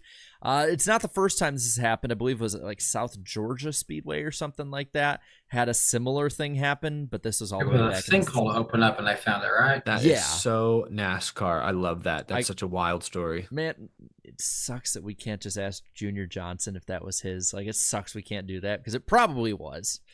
Like, He probably knew about it. yeah. He definitely probably ran something from that one at one point. Yeah. And then really quick, next week we will be on Eric's channel. We will be on Wednesday night, April 3rd. We're already at April, 8 p.m. Eastern time. So going to be a lot of fun on there. Be sure to check that And out. I'm just giving y'all a heads up. I may not be on next week, going on a family trip. So if I can make it, great. If not, We'll I just will- assume you can make it for now. Just want y'all to be aware, now. We'll hold down the just fort assume for you'll you. be here for now. We'll get Rusty Walrus back on. You think he's doing anything next Wednesday? It's been a while. I hope he's doing good. He's been in the most episodes outside of us, so Hey, let's do it. That's right. We got that built-in established connection. but that'll do it for the lightning round this week. Have we hit the light goal yet? Because We are in the close. This is like the countdown to New Year's. We are within 10 from what I can see on my screen. It may not be up to date. But we are booking it. Then let's get to some reckless speculation before we inevitably hit it, because I trust everybody in the chat to do so. So first off, let's get to the kind of lesser news that I think a lot of people could probably guess. So Couch Racer putting out there, Brett Griffin's burner put out there that at least two T-shirts on. Two Tier 1 teams are looking to expand next season. So, and I did hear on Door Bumper Clear, Freddie Kraft said he mentioned teams buying a third charter. So if it wasn't already obvious that 2311 Trackhouse are probably among the teams looking for charters, it's probably those teams. It could be Spire. It could be College. It's not College. It's no Trackhouse. It's probably it could be 2311 as well. They just built a brand new shop. They're spending money out the wazoo. I think this is sad. I saw someone say this when the Ty Dillon thing was announced. That said, if they're putting Ty Dillon in that car just to fill seat time, I think that Colleague might want to consider selling at least one of their charters. So who do they get it from? Because I think that leads it in. Who did these two charters? Where do they come from? Colleague is Where Colleague's one of them. Colleague could definitely be one. Also, yes, I know we're in the chat. Darren, you guys are in the chat, but I just wanted to say, well done, chat, getting to 400 likes. That's amazing. We're also right at 500 live viewers. That's incredible. I think Colleague makes sense, and we'll see what happens to Stuart Haas. If they're leaving Ford and they don't have that Tier 1 status and they have a completely new contract with a completely different manufacturer, who knows? I could see them shrinking by a spot. It's just so tough because you feel like Tony Stewart, Gene Haas, you feel like they're here for the long haul. I mean, it's a championship team. You feel like they're going to be here for years to come. And if you think you're going to be here for years to come, you don't want to lose your charter because it's going to be twice as expensive likely to buy it back. So any team that sells, I feel like has to be a team that you're not sure if they're, entirely all in. Like Colleague has an Xfinity series program that, is a championship contending program. Maybe maybe that's where they want to shift most of their focus. They could be like, JRM light or, JRM is 1A and Colleague is 1B, two titans of the Xfinity series. Maybe that's their MO. I don't know. I'm just speculating. I have no idea what they're thinking, but I'd be a little surprised to see Stuart Haas back out. I bet Roush deep down wishes they still had 3 or 4 slots. They downsized to 2, probably necessary to get back to competitive status. But I'm sure if they could, RFK would like to buy a third charter. They could be in the mix. That's a 2-car team. I'll say this: we don't even know yet if the full charter system is in place yet. That's a good point. That's true. That's true. Yeah, I'm sure that's slowing down negotiations. Nobody's really going to shell out big money until this stuff gets confirmed. I could also see Spire has been, in my opinion, the biggest flipper of charters over the last few seasons. Right now they're at three, but a couple of years ago they only had one. They buy one and they sell one and they keep moving them around. They lease them out to somebody, whatever it might be. I wouldn't be shocked if Spire plays around a one, maybe the 71, maybe Trackhouse gets that. Zane Smith ends up happily ever after Trackhouse at that point. You never know what Spire is going to do with theirs. It's a good point. Flip that charter like a new house. I had to go off topic in the chat. You said flipper, and the first thing I thought of was a dolphin. So spam dolphins in the chat. Why don't we do that too? But I'm just thinking of SpongeBob now. He washed my flipper. I'm just waiting for the dolphins to fly through the chat. It's gonna look like the tropics in a minute, or it's gonna look like a team that can't play in Kansas City past December. I think that was such an unnecessary shot. I'm so sorry to our Miami fans in the chat. Oh, here. I have a certain Miami fan I'm totally messing with. Oh, okay. Hey, all I'm then you gonna say deserve is, you blew it to one of the worst Titans teams in years. Well, so that was the first bit of speculation, and that was, I think, in a normal week, that would be the most interesting one that everybody is talking about. But this indeed is not a normal week. This is not at all. And for us NASCAR fans, this might be a really cool rumor to talk about. This might be pure pain for our IndyCar fans and friends. But we have it in the title. We've talked about it all, the last 24 or so hours since it came out or whatever it's been. NASCAR could be going to Long Beach. At the moment, Marshall Pruitt and Racer.com had reported that NASCAR is pursuing a 50% stake at the Long Beach Grand Prix. Now, the big part of that too is that Penske Entertainment has moved to block NASCAR's efforts, which I think leads many to think this is further down the road than a lot of people will maybe want to say publicly. And I don't even want to start with that part. I want to point out who the main sponsor is for that. Acura. And who owns Acura? Honda. Just saying. All comes back to the H. Oh, I'm just saying. Let's get some reckless speculation in on this. There's a lot of smoke here for sure. IndyCar's in kind of a rough spot. It's a shame. They've not had a lot of good PR, good publicity in recent months. And chief among those headlines has been Honda publicly indicating that they would be willing to leave IndyCar here in the next few years unless something dramatic changes. Eric said there's a lot of smoke. Oh, smoke. Tony Stewart's going to Honda. Oh my gosh, we are doing so good tonight, y'all. That's about as reckless as it gets. Yeah, so IndyCar's in a rough spot. I think in a way I don't want to say they're vulnerable, but I could see this feels like NASCAR seeing an opportunity, seeing someone who's struggling and thinking, hey, I could get a deal here. NASCAR already owns IMSA, which races at Long Beach. They share in the Long Beach Grand Prix every year. I could see NASCAR wanting to buy up this stake and potentially bring a cup race there because they're so hell-bent on being in Southern California. And if that's the case, a NASCAR IMSA weekend may not have room for IndyCar. And that's why Penske's trying to come in and block this effort because I think Penske is afraid of that same fate.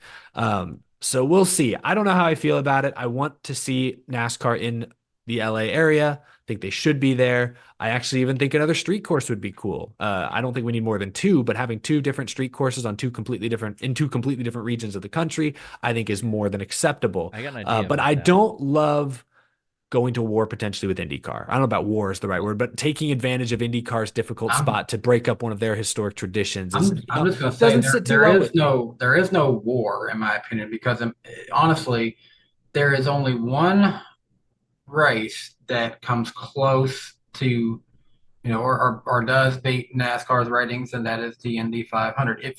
I'm willing to bet if you would go to an NFL game and start polling random fans who you would assume are more casual when it comes to motorsports they could likely name you more tracks that NASCAR presently races at than they could IndyCar, probably.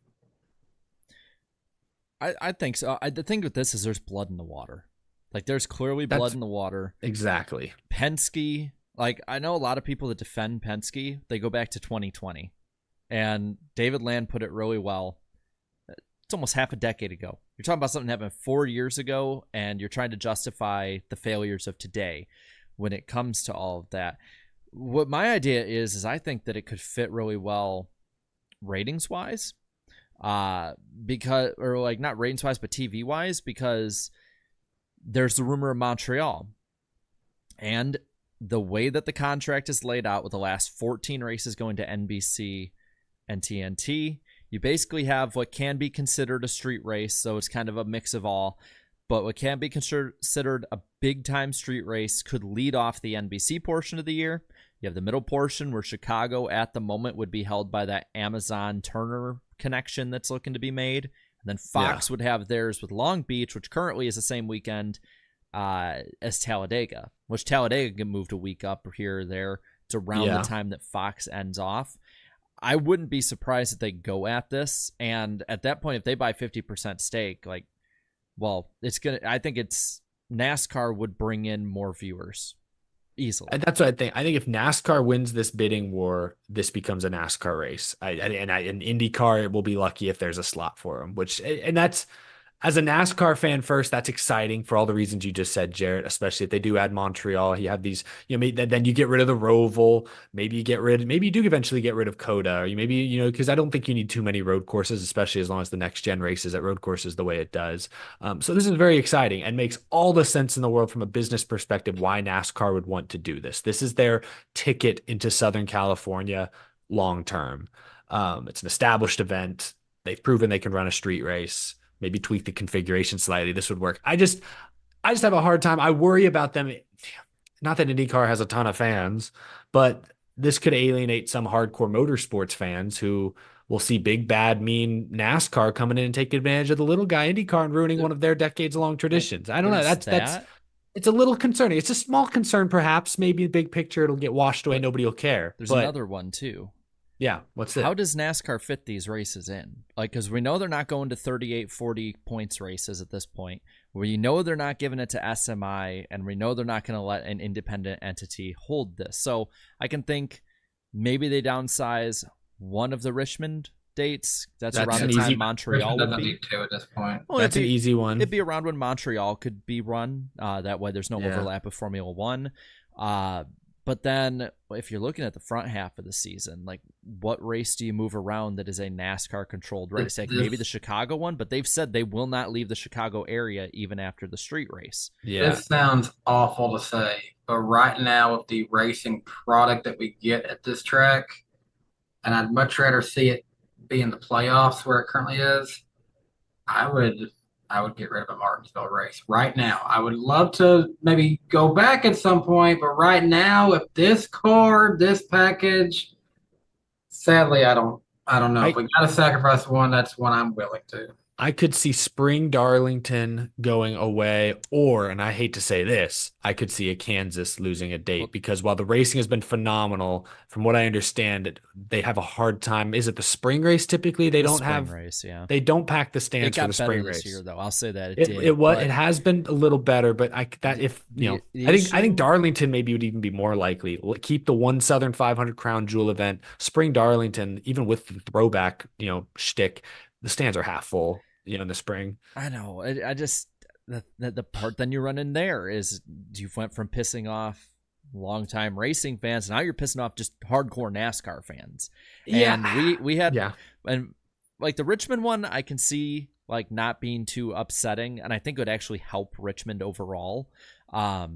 The Martinsville one, though, that's gonna piss off. That would piss me off. Yeah, like it would not be easy. Don't get. I'm not just. No, I know. It's not easy for those words to come out of my mouth. Get rid of Martinsville. But, no, I know, and that's why I was like grimacing. I mean, I hate to say this, but like, I know it's more in SMI's control here, but Bristol, I would say get rid of Spring Bristol, but only if the fairgrounds is ready to go, and it's not ready to go. But the thing is, we're running into the same problems that NASCAR ran into in the boom period, where it's like we're gonna clear out these long-time traditional tracks that our fans we love, and yeah, maybe they don't come out in droves to watch on TV, but the hardcore NASCAR fan is going to come out for that Martinsville race. We finally, for the first time, like I don't count 2020, but schedule-wise, 2021 was the first time in almost 20 years we had 2 Darlington dates, and it's been a hit on TV, especially in that Mother's Day week and day. As much as my mom hates that, I don't blame her. It's tough. That's the tough part. It's a tough call, but at the same time, the proof is in the pudding. I understand some fans won't like the decision, but you can't argue with half full grandstands when there's millions and millions to be made with a massive street race event. I don't know. I think Richmond's the easy first pick, and say, I don't know what other NASCAR. There was another NASCAR owned date that came to mind, but like Richmond's an easy one to pull the plug on. And if then you just choose between Darlington or Kansas, or I don't think Martinsville is realistic, but say Martinsville. If you only have to pick one of those, I think you'll live. It's not like you're taking away all three. Well, if they insist on it being a championship, Phoenix doesn't need one to start. You could argue that. Yeah, you could argue that. Does Homestead live long enough either? I mean, that track has struggled in every sense of the word. I don't want it to. I think if it doesn't at least get back on that championship date rotation, perhaps, I think Homestead will be dead in less than 10 years. I would say whatever the championship race is, regardless if it's Homestead or Phoenix, that should be their one and only race, because you shouldn't have any chance to be prepared for that track. That's just my thoughts on it. Yeah, that's fair. It's just a hard part, and I've seen a lot of people in the chat being like, just add 2 races. Like, no, like I as a fan, yes, listen. You can ask these guys. I tell them all the time. I rewatch NASCAR seasons like it's going out of style. Like I am fine watching racing. COVID was racing wise, not saying in general, but racing wise was awesome to be a NASCAR fan because there was something every freaking day of the week. It was amazing, but practically, it does not make sense to race all but 1 month of the year. If we're adding races, it's got to be an exhibition. That's it. Yeah, and even then, it should take the place of one of our other exhibition slots. And I just want to clarify for the chat, because people are saying, what about Pocono? What about Atlanta? What about Texas? Those are all SMI or independent-owned tracks. That's the thing. We have to think about, what does NASCAR own? And I don't know off the top of my head every track NASCAR owns, but it's like Daytona, Talladega, Homestead, Martinsville. You could do independent. Kansas.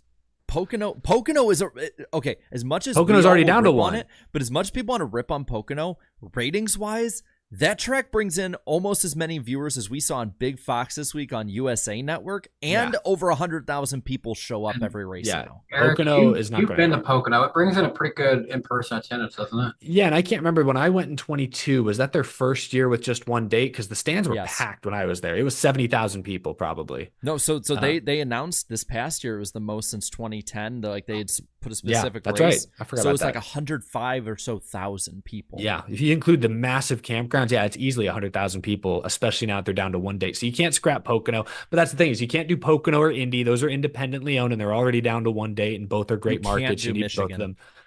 That's just too important to the manufacturers. That's the thing. NASCAR. Exactly, and it's also already down to 1 date. So you're stuck with the NASCAR-owned tracks that have 2, and that's Kansas, that's Martinsville, that's Daytona, Talladega, which isn't happening. Darlington. And even on the SMI side, like technically they do still own Kentucky Speedway. Yeah, they're not racing there right now, but they own it. They haven't got rid of it. They keep that in their back pocket. I'll finish out on this. I do not envy Ben Kennedy's position, because he's the one at the end of the day that's doing the negotiations for scheduling. And if he manages to somehow make it work and pretty much not piss people off, or at least not piss the majority of people off, man, NASCAR's in good hands moving forward. This is, I think it's an abundance of riches for good tracks and areas to go to. And if he managed, this is a huge test for him, I think. And I can't wait to see the result, because I do want to see new tracks really bad. Pulling off these events like Chicago and the LA Coliseum are really cool, but pulling off new events while also making room for them in an already packed schedule, that's an even greater challenge that will be interesting to see if you can pull off, especially if they go international, which is still think of just a handful of new tracks that we've seen over just the last few years. Circuit America, that's recent. Gateway recent on the Cup Series, and Iowa now this year. Yeah. I mean, it's just going to get more difficult, but it's You what can't we keep want. adding more and not get rid of something. So, But that it's what we want though. We keep asking for more and more new tracks and single dates, and so far they've delivered. yeah. But it's going to get harder and harder. And soon it's going to be like, well, wait, don't take that one away, Mhm. And that's kind of where we're getting to with Darlington and Martinsville and Kansas. Well, So, we could talk about this all night, but we do have a few more segments. I think we'll Yeah. go into the predictions really quick, and then we'll go into random driver of the week before we go all in on Richmond Easter weekend. sounds good. See, we don't lie when we say we got a packed show. I know we've chatterboxed tonight, man. This is fun. Yeah, I'm I having only fun. went off the rails a few times for this one too. So, Yeah. Yeah, so let's go on into the prediction segment. So I'll lay it out for everybody who might be new here. Each of us will make up to 3 NASCAR, motorsport, or show-related predictions. We'll keep track every week and generally see the right and wrong predictions. Probably more often than not, we're going to be wrong. Keep the predictions concise and within a 2 to 3 year period of the prediction itself if it's long term, just because we don't want to be counting this stuff 10, 20 years down the road. As for our accountability session, for me, mixed bag, but this was the perfect week for me to predict that Max Verstappen would not win every F1 race. Wow, you really went out. I don't know. Actually, last week we were kind of 50-50. We didn't know. Shoot. It seemed like he could have, but the racing gods were on my side on this one. I was wrong that the COTA Cup race would be 69 laps. It instead was 68. No overtime. Nope. I was surprised. I thought we were going to get it. Eric. Yes. You said there would only be one caution for incident on the Cup race. There were none. So I was in the right direction, but shoot. Now, as for Darian's side of things, he said Ty Dillon would DNF in at least one of the COTA races. He did. He also said Max Verstappen would win every race. Did not. He said the Hendrick 17 would DNQ at COTA. He won. That was a bold one. And he said Bubba Wallace would get a top 5 in the COTA race. Really didn't get a chance after that lap 1 incident. The fact that he rebounded for 15th is still pretty impressive. It is. And it's better than he's been in the past. Danny, you said there would be 7 or more drivers who led a lap in the COTA Cup race. 7 drivers led a lap in the COTA Cup race. wow, I got one right. You also said that Kyle Larson would run the majority of the Xfinity race between 12th and 18th. I do this. And said Juan Carlo Esposito, I believe, would be on camera making a Gus Fring reference this weekend by someone in NASCAR media. If I didn't see that, correct me. I never saw it. But credit to him, he stayed the whole race and celebrated in victory lane. So I think he's that was actually pretty a fan. Cool. Oh yeah, I respect when celebrities don't just use it as a cheap photo op and actually try to immerse themselves in the product. Like, that was cool. I'm glad he did that. As for our percentages, I have the lead still at 50%. Eric's at 35.29%. That's slim. Darian's at a flat 35%. And Danny is above the 20 mark now at 21.43. I have a feeling that the top 3, we're going to regress to the mean at some point on this. I've got some good ones. I think I'm going 3 for 3. They're not all for this weekend, but I've got some good ones coming up. I'm just happy I actually increased. I gained a little bit. You're out of the red zone. There you go. All right. Well, I'll lead us off here. And my first prediction will be that Toyota will sweep the Richmond weekend. That's a good prediction. In a similar vein, I believe that at least 2 Stewart Haas Fords will finish top 10 on Sunday. Jarrett said that Toyota will sweep the weekend. I'm close. I had a Toyota will win this weekend. But you still in the right vein. Yeah. This next one, I think, will be. I think it's very likely it's going to happen, though maybe in the time frame I'm saying won't be. So I'll go off on a limb on that one.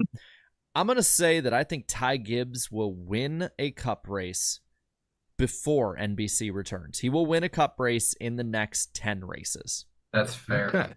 Okay. Yeah, I can see that without a doubt. Here come the sirens.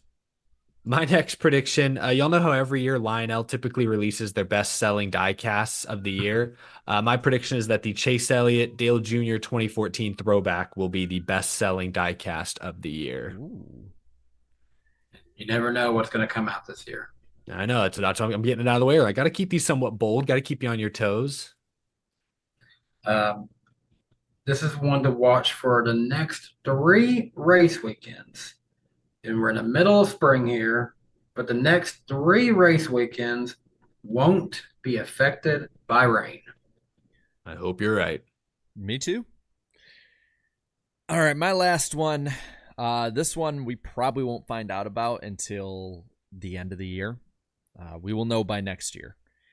I think that Rick Allen will announce that he is leaving NBC to join Dale Earnhardt Jr. in both of the 2025 booths for TNT and Amazon. I think it's going to be off the record. I think it's going to be a connected joint effort with the same talent in those weeks just to keep continuity. I think Rick Allen joins Dale Jr. in the booth as the lead announcer for Amazon and TNT.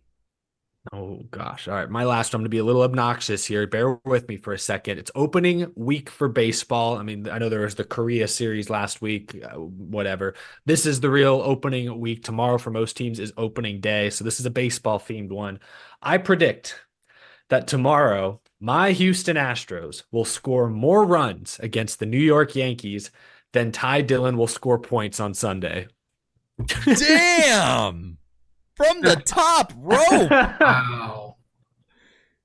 That's cruel. I love it. I was just fueling the chat. That's all. That's all I was doing. I'm sorry, Ty Dillon. I'm sorry. Dang it. I just realized baseball's opening up, and so is the new revamped UFL. They got to try to compete with baseball. Yeah, I'm good. I'm not gonna watch that. All right, my final one here. Cole Custer, at some point this year, will make a Cup Series start. Now, that could be that he jumps in a rando race for Rick Ware. He could pull something off where they run another front row car and he hops in there. But I'm going to say Cole Custer gets another shot to run a Cup race. Don't know where, don't know who, don't know why, but he'll run a Cup race this year. I think these are some really fun predictions, and I cannot wait to see the reaction of the chat when they come true or not. I need to slightly amend my prediction because Peter Strada makes a great point in the chat. Technically, since Ty Dillon isn't running for points, he'll get 0 no matter what. I meant this. I guess I'll say owner's points. The 16. Yeah. Okay. Less owners. What have got basically? The 16 car will earn fewer owners points than the Astros score runs tomorrow. And even if you didn't amend it, it would just be in the vein of the prediction, and we know what you meant. Yeah. We'll go with that. But that covers it for predictions. So we got one more segment before we roll on into Richmond, and that is our random driver of the week. Gosh. I think this pressure's on this week. Chat is minimized, and good job, chat. You've unlocked this segment where Danny and I embarrass ourselves every single week. Go easy on us, please, Jarrett. We'll see. I think this has become the most popular segment of the year. Oh, beautiful. All right, let's roll. Let's run it. I'm ready. I've done my homework. I've studied every NASCAR driver ever the past week. I've already forgot the guy's name, but when we were playing NASCAR Dirt to Daytona on Monday, and I pointed out a guy in the truck series, I've never heard of this guy. They didn't even have a picture. Jarrett, write him down. Put him on the list. So I'm going to wait years for that one. Okay. Anyway, so let's start it out. This random driver was born in Blackmore, Virginia. Well, that's a cool town name. All right. Elliott Sadler. Is that your guess? Huh? Is that your guess? Yeah. No. So Danny's down already. I respect that, Danny. You took a shot. I respect. I don't remember the town he's from. I know he's from Virginia. Yeah. I see the first guesses already are rolling into the chat. This random driver grew up working on their family's farm. So came from humble beginnings. This random driver has the same name as a low-level musician. A low to mid level. Like someone, have we heard of this person? Are you saying the first and last name or just the first name? Whole thing. Tim Duggar. Is that your guess? Well, I was just trying to think who has the same. Is there any drivers named Duggar out there? Tim Richmond. No, that's not my guess. As of today, this random driver is 35 years old. Okay, so he's pretty okay. And this random driver will turn 36 on Sunday, March 31st. Oh, happy early birthday, so and so. You guys have the chat down, right? Yeah, have they already gotten it? Some have. What? Oh, okay. This random driver is a family friend of the Elliott family. I thought Elliott Bill Sadler for a Bill and second. Chase Elliott family. Yeah, please don't guess Elliott Sadler. I already wasted one on that. Mm-hmm. Due to this relationship, this random driver was one of the first late model drivers for the Bill Elliott Driver Development Program. Ooh, I feel like this should tell us something, but I don't know. I have no clue. This random driver is already retired from NASCAR racing. I think they're only 36. I mean, remember I gave you the Ben Kennedy one, and Yeah. this random driver made an estimated $225,000 of earnings in their NASCAR career. It's not a lot. Said you, I wish I had that. Oh, sorry, when there's drivers that have made millions, you know? Yeah. Even after making this much money, this random driver has said that their favorite pastimes are fishing and coyote hunting, and not on the border. Not on the border. A Mexican restaurant? I don't recall burger. No, it's more of a dark joke, so sorry about that. Any guesses?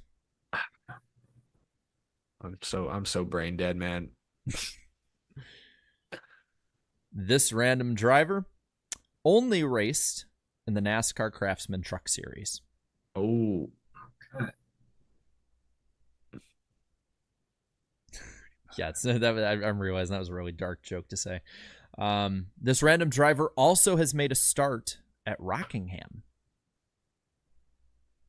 Okay. Well, the trucks raced at Rockingham in like 2012, 2013 or something like that, right? So this That's like a 2-3 year span.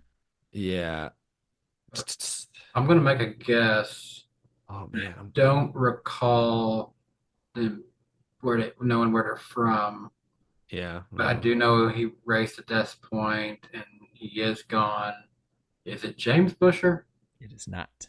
That's a good guess. It is a good guess. Well, he definitely made more money than that, I would assume. Yeah, that one Daytona win probably paid that much. He also raced in Xfinity. Oh, you're right. Yeah, he he did. won there, yeah. That's a good point. Yeah, I forgot about that. I'm just thinking, gone already. Had a lot of potential. Yeah, that's what I'm trying to think of. This random driver, I could not find any social media accounts for, whether it be LinkedIn, Facebook, Twitter, Instagram, YouTube, you name it. This random driver led 7 laps total in their career. I need to make a guess, but I don't even know. I'm down to one more, so you need to do something. Yeah, exactly. I just feel like I need to make a guess, but I don't even know where to. Make the jump. I don't even know where to start. I'm like, every driver I'm thinking of, I'm like, oh no, they're not. Like, I know where they're from. That's not possible. And the Bill Elliott thing threw me off. I don't know. This random driver made only 16 NASCAR starts. Whoa, okay. I'm screwed. I got no chance of this, man. I don't know. I rewatched one of those truck races from Rockingham when I was doing my Rockingham video last year, but I don't remember a single driver who was in the field, to be quite honest with you. Wasn't Chase Elliott in one of them? He was. He might have. He probably was. It might not have been the one I watched. No guesses, huh? Not now. All right. This next one should probably start giving it away a little bit.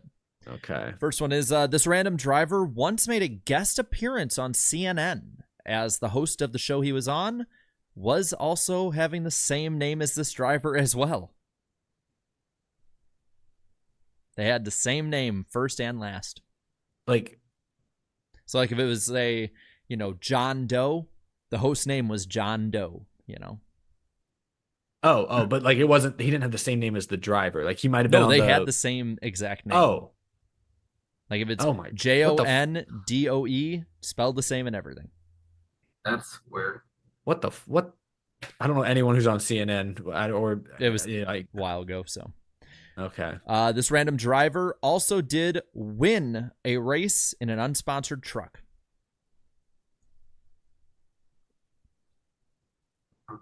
Thinking of someone, but he was definitely from Kingsport, Tennessee, so it's not who I'm thinking of.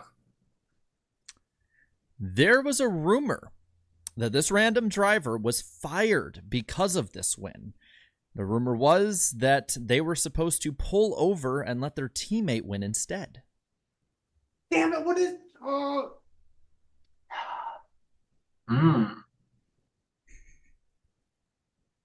Didn't one of y'all make a video about this guy? I swear, I'm thinking of someone, but he's definitely from Kingsport.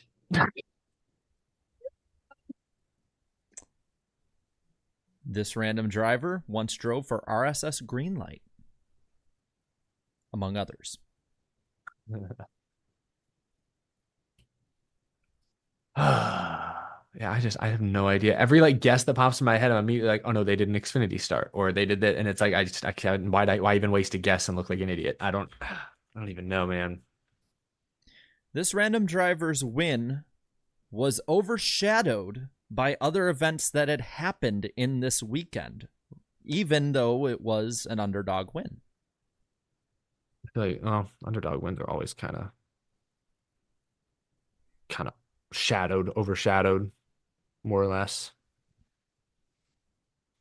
No guesses?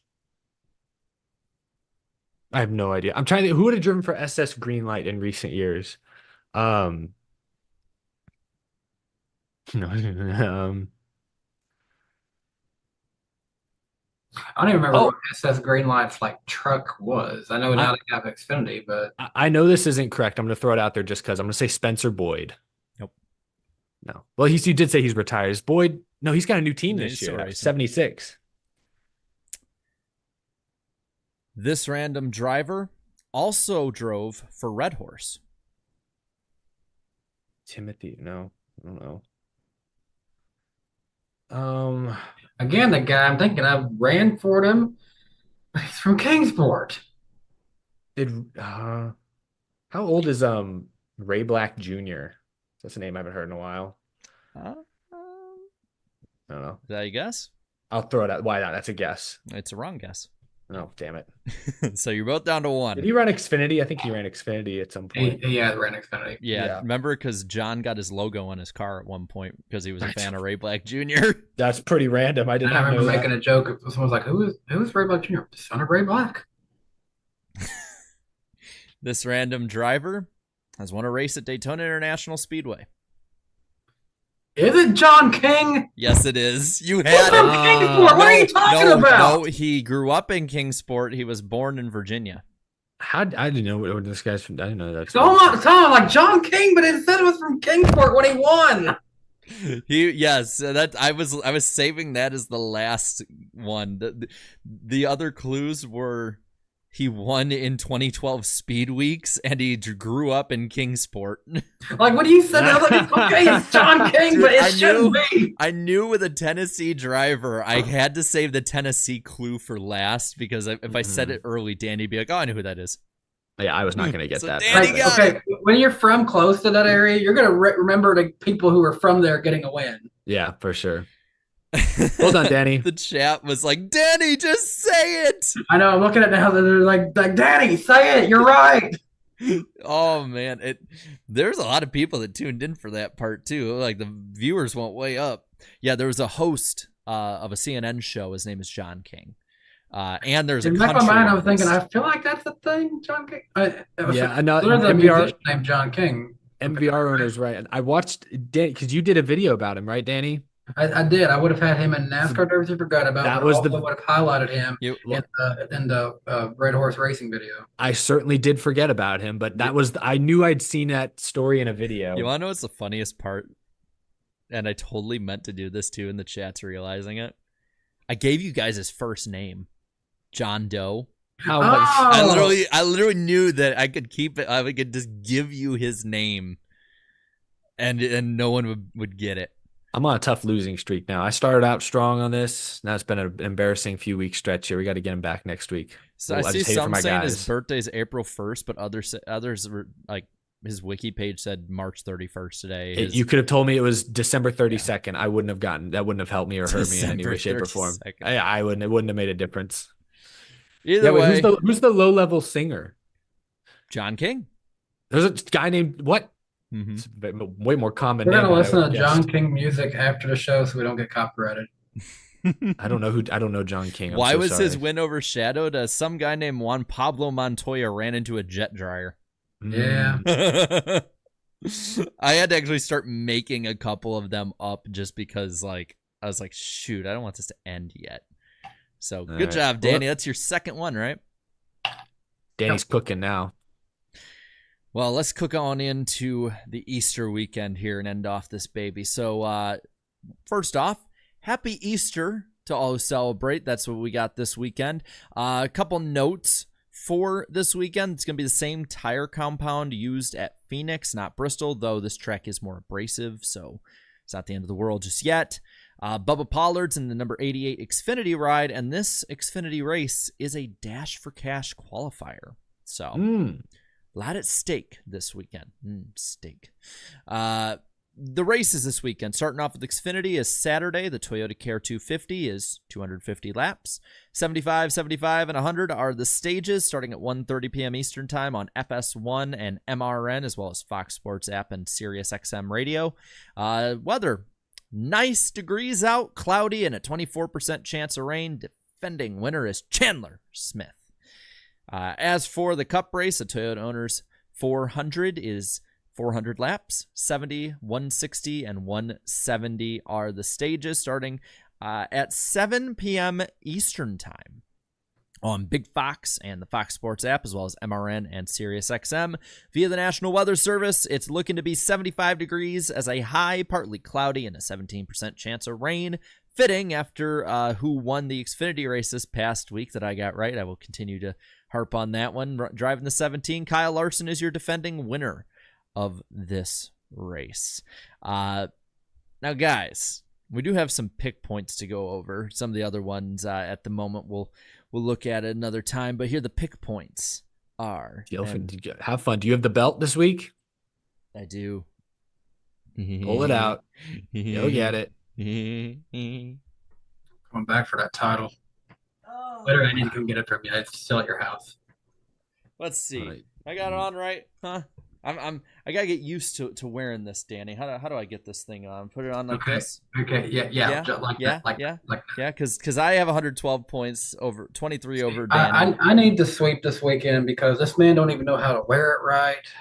Well, I gotta learn. You gotta give me some time to learn. Because I'm 23 over Danny, 36 over Darian and Eric, and the chat is in the basement. That's got to be a fur first. Back.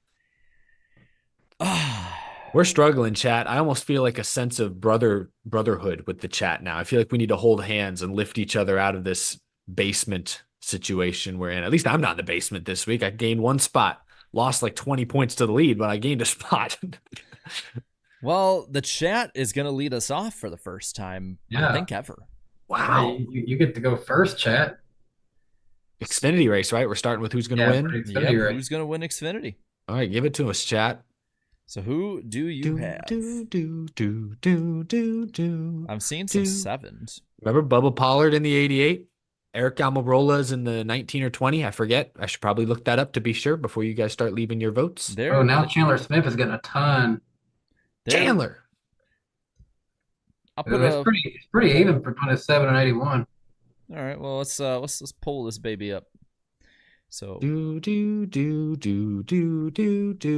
neither of those are my picks, so I can go ahead and make my first pick. I'll go with Jesse Love. Gets first win. My number 2 pick. Well, let's see. Poll is out. Who are they picking? Come on, chat. What do you got? It is 50-50. Quite literally 50-50 on my screen. Fluctuating a bit. Still 50-50. Jeez. Starting to lean towards Chandler. Not anymore. 50-50 at 100 votes. This is great. Oh my gosh. How on earth are y'all doing How many votes we want to give him, Jarrett? Well, I think at some point you just count down and then just end it and see who's ahead. let's say 150. How about that? Okay. And I'll put it like this, chat. Eric has took my second, and you're picking between my number one and my number three right now. So make the right choice here. Mm, this Coming. is this is close. It's looking like it's leaning towards the 81. It blipped for a second. Now it's back to the Chat. 7. Vote, chat, vote. It's a 2-horse race at the front of the field. 13 Who's gonna nose votes out to in front? go. Have you ever? 10 Let to go. your voice be heard. 7 votes left. The 7 Oh, barely ahead. This is close. Coming down to the line. It's gonna be End the poll. Allgaier. Is their vote. Ooh. Well, Chad, you picked right. That was my number one pick. I was wanting Allgaier. Ooh. So I will go with my number three pick, Chandler Smith. That's a pretty good backup pick, though. Damn it. That was my number 1 pick. But I'm going to go with somebody who I did a bit of research on for this race, because I have to now that I'm mired in the back.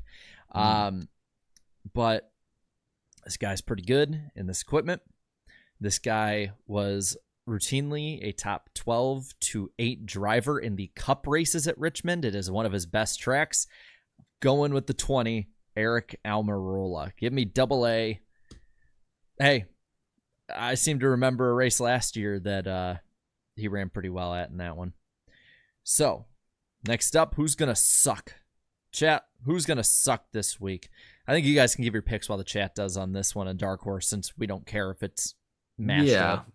Yeah, who's going to suck in the Cup race? It's tough because last year the 2 Richmond races couldn't have been more different in some ways. Like in the first race, the Hendrick guys were really good. They finished 1-2. There's some strategy and late race restarts and stuff in play. But Toyota kind of struggled. And then in the fall race or the late summer race, Gibbs and RFK like led all the laps. Like Hendrick was nowhere to be found. So I don't really know how to feel. I'm gonna just pick an easy suck pick. I'll go Gregson. I feel good about Stuart Haas, but I don't know that Gregson. See, I thought about going Gregson, but I'm going to the chat. There's lower hanging fruit right now. It's Ty Dillon. Well, yeah, I wanted to have an actual take. So I already made my Ty Dillon take. All right, so I'll put Ty in those ones. I'm going to go with somebody who I think is going to run well but never finishes well in these races. This driver leads tons of laps. This driver always seems to run up front in the first half of the race and then always manages to go outside of the top 10 for the finish. And it's crazy because I think this manufacturer is going to be really good, but Tyler Reddick.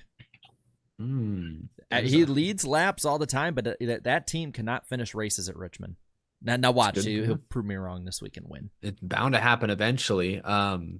I had my pick and I just lost it. Chat, you guys give your dark horse for the Cup race. My dark horse pick to get us started in that round is Justin Haley. I'm going to keep giving this guy some love. He's earned it this year. Just make sure the car meets minimum weight. Eat an extra sub sandwich if you need to or something, Justin Haley. Make sure that car meets weight at the end of the race. I feel like improved. He's really ready to win again. I'll say Bowman for this one. He's getting better, but I still put him in an underdog right now. I'm going to go and stick with the Toyota train on this one. I'm going John Hunter Nemechek. And I think the chat's leaning Barry, maybe Priest, but I think they're leaning Barry. I guess I'll give him Barry. So yeah, we'll give him the 4 of Barry. And still taking some getting used to seeing Josh Barry in the 4. It is. It's taken longer than I thought. Maybe because he's not running up front super often, so I only I only see the name on the ticker, and it just seems wrong seeing Barry instead of Harvick. Well, see, we're going to have to move on from that, as many have moved on past Barry for a lot of the races this year, to who's going to win this week. Who are your win picks, chat? You got to lead us off on this one. Yep. For Richmond. I've already seen one person put it in here who they think will win. I want to know. Let's see. I see some ties. I see Denny Hamlin, Byron. Very passionate Denny Hamlin from one person in particular. 54 wins on Easter. Yeah, that would be fitting. Is the end that he gets us? As long as I see that foot commercial again, I'm good. I will say I'm seeing way more Hamlin than I am anyone else. I think it's between Hamlin and Gibbs, but it does. No, I'm saying way more 11 I am. 54. I think it's leaning Hamlin. Yeah, they're going to go Dennis on that one. All right, Dennis the And Menace. that's too bad. That was definitely my number one pick, because I probably imagine it was you guys too. That was my number 2 pick because I'm sold on this guy after I spoke to our good buddy, podcast buddy Dale Tanhart today, and he sold me on Martin Truex Jr. He dropped a stat on my ass today that I could not believe. I was floored. We had to edit part of this out because I about had a heart attack on the air while we were recording. He told me that in the last 4 Richmond night races, because that's what this is going to be. This is a Richmond night race. Haven't seen that in a few years, but in the last 4 Richmond night races, Martin Truex Jr. has finished first, second. Martin Truex Jr. Monday Martin? No, how about midnight Martin Truex Jr.? That's my pick. That was my number 2 pick. Same. Martin is definitely good. So I'm going to go with the number 3 pick for this one. He has been on such a tear here lately. I will say Ty Gibbs gets his first NASCAR Cup Series win this weekend. Yeah, left me my 3 pick. Yeah, we're loving Toyota right here. No, we're not loving Toyota. We're loving JGR because I'm going with Bell. JGR's going to win somehow. Wow. Watch Alex Bowman sneak into a win somehow.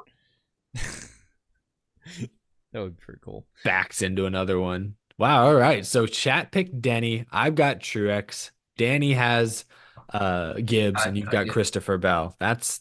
Have we ever done that where we all picked one different? Because we haven't done it this way for very long. Picked a Hendrick person at one point like that, but we've never done it where we each picked a different driver from one team. I don't think we have, at least, because we also didn't used to do it this way. We used to be able to overlap on picks. So I feel that's like interesting. All of us at one point or another could be like, my guy's gonna win, and then be like, damn, my guy finished 4th. What a great. Oh, I'm last. I know, for real. Like, that's how I'll have, me and Claudia will keep track of it and be like, oh, yeah, my guy's running good. Where am I at total? And what I do is on the NASCAR app, you can star drivers you want to watch. So I star all of our picks. And then it's like, oh, hey, that's a good position for him. But I'm like last of all of us because we all picked good people. At least we know what we're talking about this year. Yeah. But let's go on and look at the final Super Chat stage break to end this show out. I want to tell everybody who's left Super Chats I appreciate it a ton.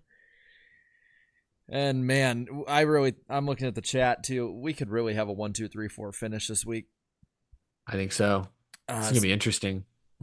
So Isaac the Jedi for 5. Prediction. Colleague sells the 16 charter by season's end. Seriously, if they keep or if they're putting the lesser Dillon brother in it, they're desperate for money.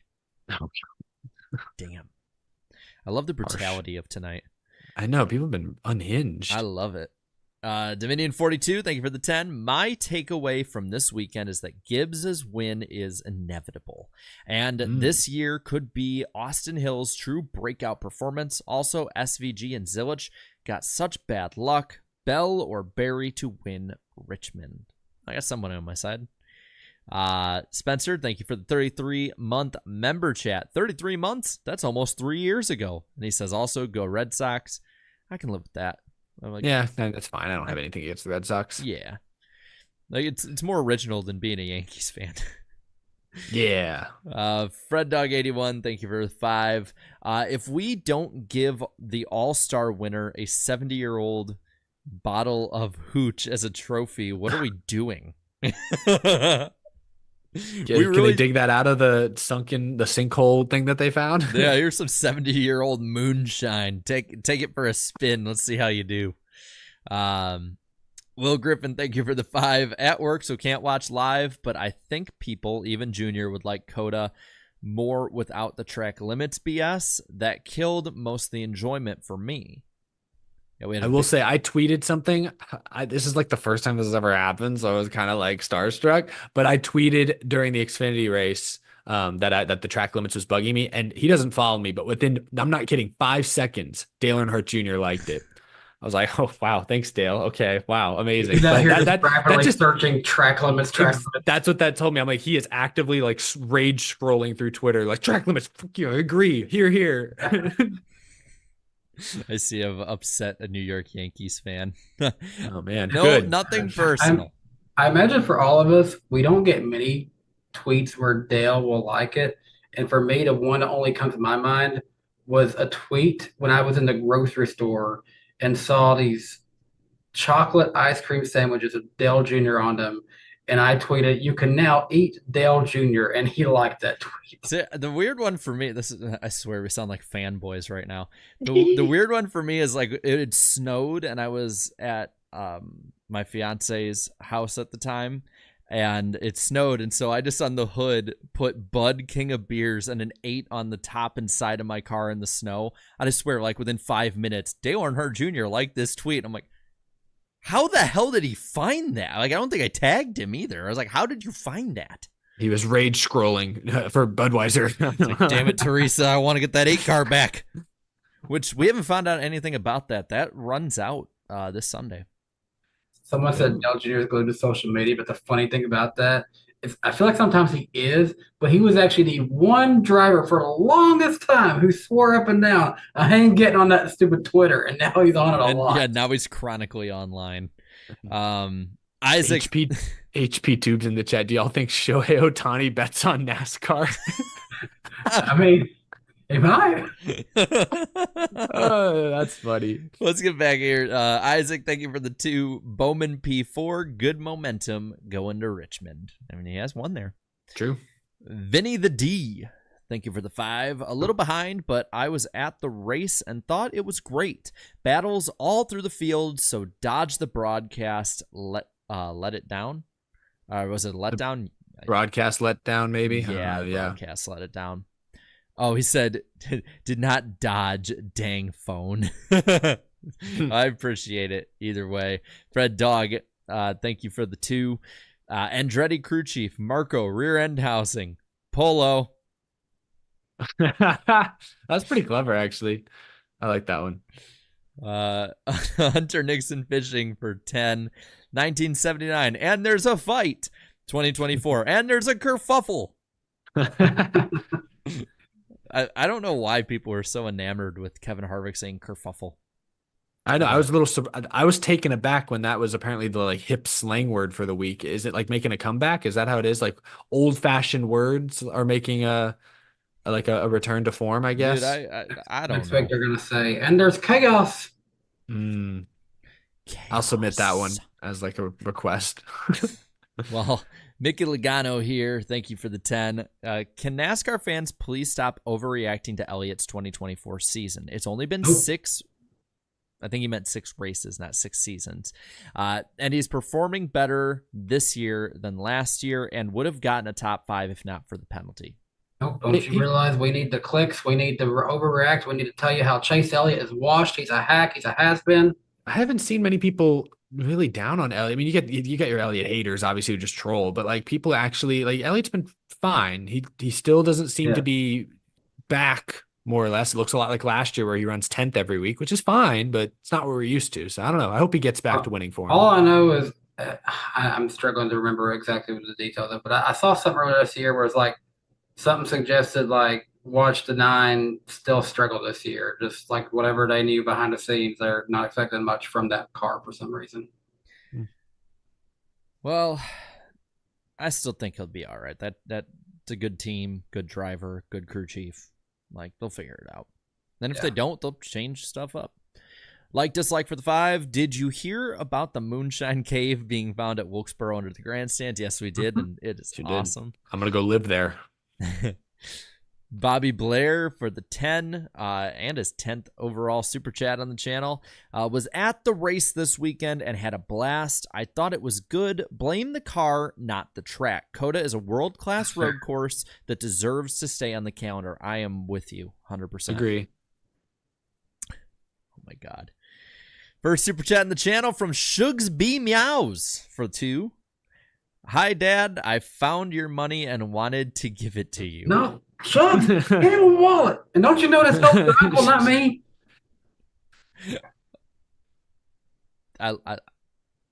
Shugs behave. Garabuki, thank you for the 5. Apparently, Heim has almost no chance of going to JGR because he and Ty Gibbs have beef going back to ARCA. A couple instances of spinning each other. I hope they could get over that. I would hope that they would look at talent over one thing in ARCA. Yeah, I Yeah. think they will. Antardas, thank you for the 5. Hot take. C and S Smiths, and then less than Heim, less than Zilich. Zilich has potential to be a top 10 greatest driver of all time. He has raw, immense talent. I think that's Sure. jumping the gun a little early, but if you Yeah, call it, that's- you called it. Yeah, good for you. Yeah. Let's see. Miggy, thank you for the 5. COTA was a wild weekend for me. Went from Georgia. General admission. I thought same. GA, Yeah. Georgia, yeah. Went from general That's admission fair. passes to winning hot passes and meeting Shane Van Gisbergen and many other drivers. Hey, that's That's awesome, cool. man. That is Glad you had a awesome. good time. TJ, thank you for the 2. The NASCAR IndyCar series. I know. I like that. Just troll IndyCar fans at that one and see how far it gets. Yeah, but don't put our name on it. Garabugi, thank you for the 5. Ty Dillon's doing some cup starts for colleague. Well, now it's official that their cup efforts were a bust. Damn. Oh. Man, I made that one joke about Ty Dillon. I didn't mean to pile on. It was just one joke. I just was trying to feed the chat. I think I fed them too well, and now they're You're full. Stop it. They're stuffed. I need you to throw up. You're too full. This is cool. $20 one here from Brandy Okuda. Thank you for the first super chat in the channel. Hi, Jarrett. Wanted to send you a super chat as a very belated engagement gift. I recently got married in December, and I'm the fan that invited Christopher Bell to my wedding in the Netflix show. Curious, aside from Junior, who would I invite? It's a good question. I mean, there's a couple that like I know really well, and I know that more than likely being on a weekend they wouldn't be able to make it, but like just off the top of my head, guys like Raja, Sam Mayer, Marcus. definitely Ryan. But if we're going big time cup guys, that's an interesting one. I'm already married, so it's too late for me. But But who would you? They're Did- Bowman. Did you send Dale an invite, Danny? His Darn. PO box. darn, I forgot to send him one. Man, I Mm. can't believe it. Alex too. I forgot all of them. I know my family of Earnhardt fans wouldn't like to hear this, but man, I want to have a fun party that night. Kyle Busch seems like a fun partier. Oh, you Kyle and That's one word to use. Kyle and Samantha Busch, get him a 4-wheeler or a golf cart or He's something. gonna whip out that Speedo when you least No. expect it. I will say the prerequisite is keep the majority of your clothes on. That's easier said than done with those two. It's not promised. I mean, I've heard that group with like Bubba and Blaney. Blaney's probably, if you're talking like big ones today, Blaney would definitely be one, just because He seems fun. we've gotten to talk to him a little bit, and he is really fun to talk to on and off camera. So like, but that whole group, from what I've heard, is like wild childs, and I'd be cool with that. So like, I guess Blaney, Bubba, Chase, like I think that he'd probably be somebody who, when the cameras aren't on, would be really fun to be around. A lot of cameras at weddings, though. Just I saying, don't not like know. TV cameras, We but there's might not be- cameras. We might just let it be whoever's the photographer have the camera at ours. He would see just like someone with a little Canon DSLR and would go, you know, like, hide. It's like a I'm- vampire with a light. I'm gonna be bold here and say, instead of a driver, I'm gonna invite Rick Hendrick, and maybe if he can't come, he will give me a car from Hendrick Cars as a wedding present. Wow. You better write the invitation of your life to get that one. I'm Woo! gonna Look at that I'm gonna skip ahead real quick on this one, but I appreciate though the super chat, because that was an excellent question, Brandy. Yeah. I appreciate that. Was a really good one. Real quick, I'm gonna skip ahead to the most recent one from Hunter Nixon Fishing. Hundo, big Hundo, saying, thanks as always, gents, for the podcast. Always enjoy it. Random, but my 3-year-old threw my 124 Kevin Harvick diecast on my nightstand off on the floor a few days ago, and she looked at me and said, he needs to learn to drive. Gosh. Man. We got Brutal. remember the early days of this show where we all hated on Harvick for no reason. There you go. That's a good throwback super It chat was right the there. cheater boy, yeah. He's raising a good young Harvick hater in his household. That's amazing. That I love that. It's like I know Hunter's been a big Harvick fan for a long time, so it's like, Dad, who's your favorite driver? Well, he couldn't win anymore. He retired, Kevin Harvick. He needs to learn to drive. So sorry, Hunter. That's a good. That's rough. It's still a good story. I like it. Awesome. Yeah. I appreciate it a ton. I don't know if you guys saw my eyes when that one popped up. I just went. Mm-hmm. You do that anytime you get a big one like that. Yeah, Anytime any of us get one. Jared has a bad poker face. No, You know, it's an he'd appropriate reaction. He'd pull up his cards. Yeah, it is. I feel like we all do that if we notice at the same time. Yeah, it is funny. It is really funny seeing it. Going back up here, Alex, thank you for the 20. Not a NASCAR topic, but I know Danny is a model railroader. Just want to let him know about a great model train show, January 25th and 26th. Only slight problem for Danny is that it's in Springfield, Massachusetts. January, that's coming up very soon. That's a slight problem. Yeah. Yeah, you get plenty of time to make plans though. I honestly, you'd be surprised. I like trains. I like model railroading. I don't go to many. I haven't been to a model railroad show probably since I was a kid. I need to find one around here and just go to one because I haven't been to one. You usually don't see them around here. There's some, but not all the time. You just see the real thing here. Yeah, I just go out to the park, go for a walk like yesterday and see two of them. I live by a little train museum with some model displays. When you come by here in a few weeks, Danny, we can go check it out. It may not be as big as you're hoping for, but it'll be something. If you want to see a vlog of me and Eric geeking, Eric accompanying me to geek out about trains, go check out my Danny V Trains account. Y'all just gotta change the name. You can't call yourselves foamers. Like that's just what if I don't like the name. Society gave it that name. I feel like there's better names that are more like train focused. I don't know. See Eric like this behind the camera going, "No, Danny, don't jump at it." Okay, there is a better term. It's called rail fans, and that's the more preferred name. I like that. Foamers are the ones who are way too crazy about it. Okay. All right. Well, then let them own that name. I like rail fan. Basically. I will say there's that one that goes past my gym and it'll be like 3 a.m. I'm about to start bench press or whatever, and it just starts shaking the building. I'm like, nope. I'm not dropping, however much weight I have on my chest. I've done that before. Not fun. Mickey Logano, thank you for the 5. I think every track should only get one date except for maybe Daytona. Okay. I do think that repeat dates at some point will have to be. I think that some have to be preserved just for historic standpoints, like Martinsville, like Daytona. I say Darlington, even though it's not been continuous, but I think a majority of tracks should go down to one. I would agree with that. Sly Supersonic for the 401. And I apologize. That was one of the, I believe, Yankees fans that I sorry. anchored. But Bush v. Bell, Master v. Apprentice. Star Wars? Hey, as long as it's not past George Lucas Star Wars, I'm in.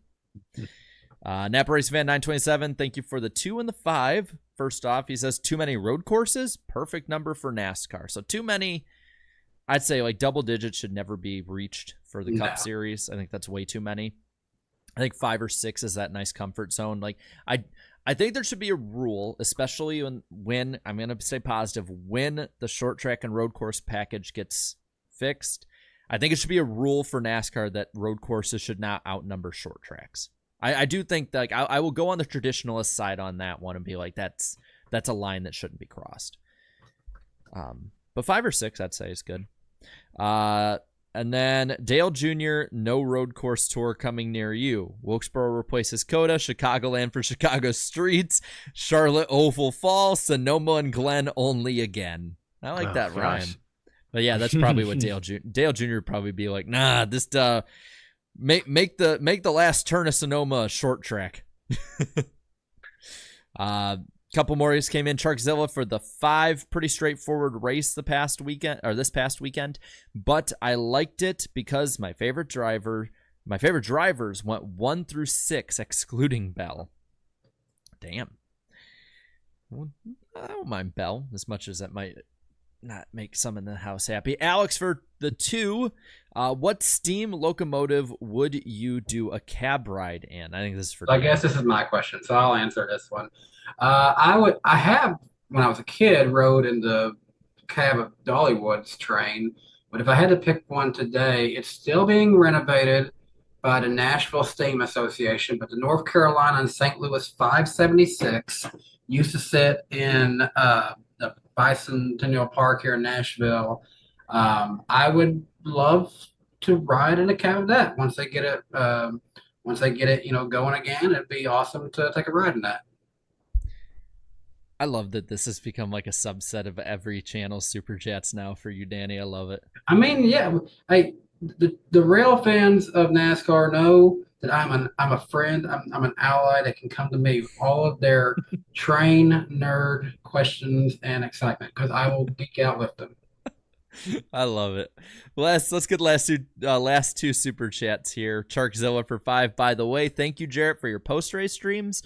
They're very enjoyable and got me back into your channel. I appreciate it. I love doing them. I love doing them, whether it's a happy post race, negative, or if we're just a man one or meme or a meme. Yes, positive, negative. Yeah. Or a positive meme. And last one from David Bell. Great episode, NWP, with a thumbs up, fire, and that emoji. I appreciate it, David. And I'm for sure, because of my pick, I am for sure rooting for Christopher this week. And Garabuki, wow. Thank you for the fitty. We got a fitty. Appreciate you guys every week, just hanging out with the boys, chilling and talking NASCAR. I'll be the way it ought to be. I agree. I'll be vacationing next week and won't be here, but hope this weekend's a good race. Also, who y'all got as Cup Rookie of the Year right now? Are you going on vacation with Danny? I can't remember. Rookies this year, Zane, Carson, and Barry. And technically Kaz Grala. I'd go with Barry. I'd have to look at. They've all kind of sucked. Well, no, they haven't sucked. Hocevar has shown flashes. If as the season gets going, I feel like Barry's maturity will carry him. Yeah, I just think the way that Spire's improving, like Carson Hocevar is the lead driver at least this first sixth of the season. Yeah, he's their best driver. I think Carson's obviously leading the Rookie of the Year standings, but we'll see if it lasts. I hope it does. I don't want to extend this too much further than we probably should, but did you see Corey LaJoie trying to blame Denny Hamlin for the reason he got into Bubba Wallace? It was that was going around social media today. That apparently in his podcast he'd said something about Denny forced him out, and that's why he did. It's like, no, you're on the initial start. Yes, at lap 1. Yes. I don't care how you. I don't care why you were out wide. It's your responsibility to get to merge. I don't know. I'd have to look at it again. Maybe Bubba and Truex didn't give him much room, but I thought there was at least a full lane for LaJoie to take, and he just took more than was given. I don't know. I'd have to look at it again, but it's the start. Just let off. Yeah, I don't know. But that'll do it, I believe. That'll do, Pig. That'll do. Be sure next week to join us on Eric's channel. Danny, we'll be waiting in limbo for you. At the moment we're gonna stay positive. This is a positive stream. We're gonna be positive that you'll come on, and if not, we'll work with it. Even if I'm not, hope maybe it's something like that one time where maybe I hop in on my phone or something like that. We'll Please get your picks. We'll figure it out. We got you, man. But we'll be on Eric's channel Wednesday, April 3rd at 8 p.m. Eastern time, going over Richmond and Martinsville's after it, and that's the first time I'm not happy about that. All right, we'll be bound to have some goods. I'll have a real good driver that'll be chalked up for y'all. Oh, and now last super chat here from Mittens, who says Mittens is here for 2. I appreciate it, Mittens, and I'm glad you're back from the dead. And everyone likes Mittens. You can pet Mittens in the chat, guys. we got a chat cat. But that's gonna finish it out for class tonight. Pet. Yeah. But it's gonna finish it out, I think, for tonight. Thank you guys so much for watching, and we'll catch you next time. So until then, goodbye, later, and go Cubs tomorrow.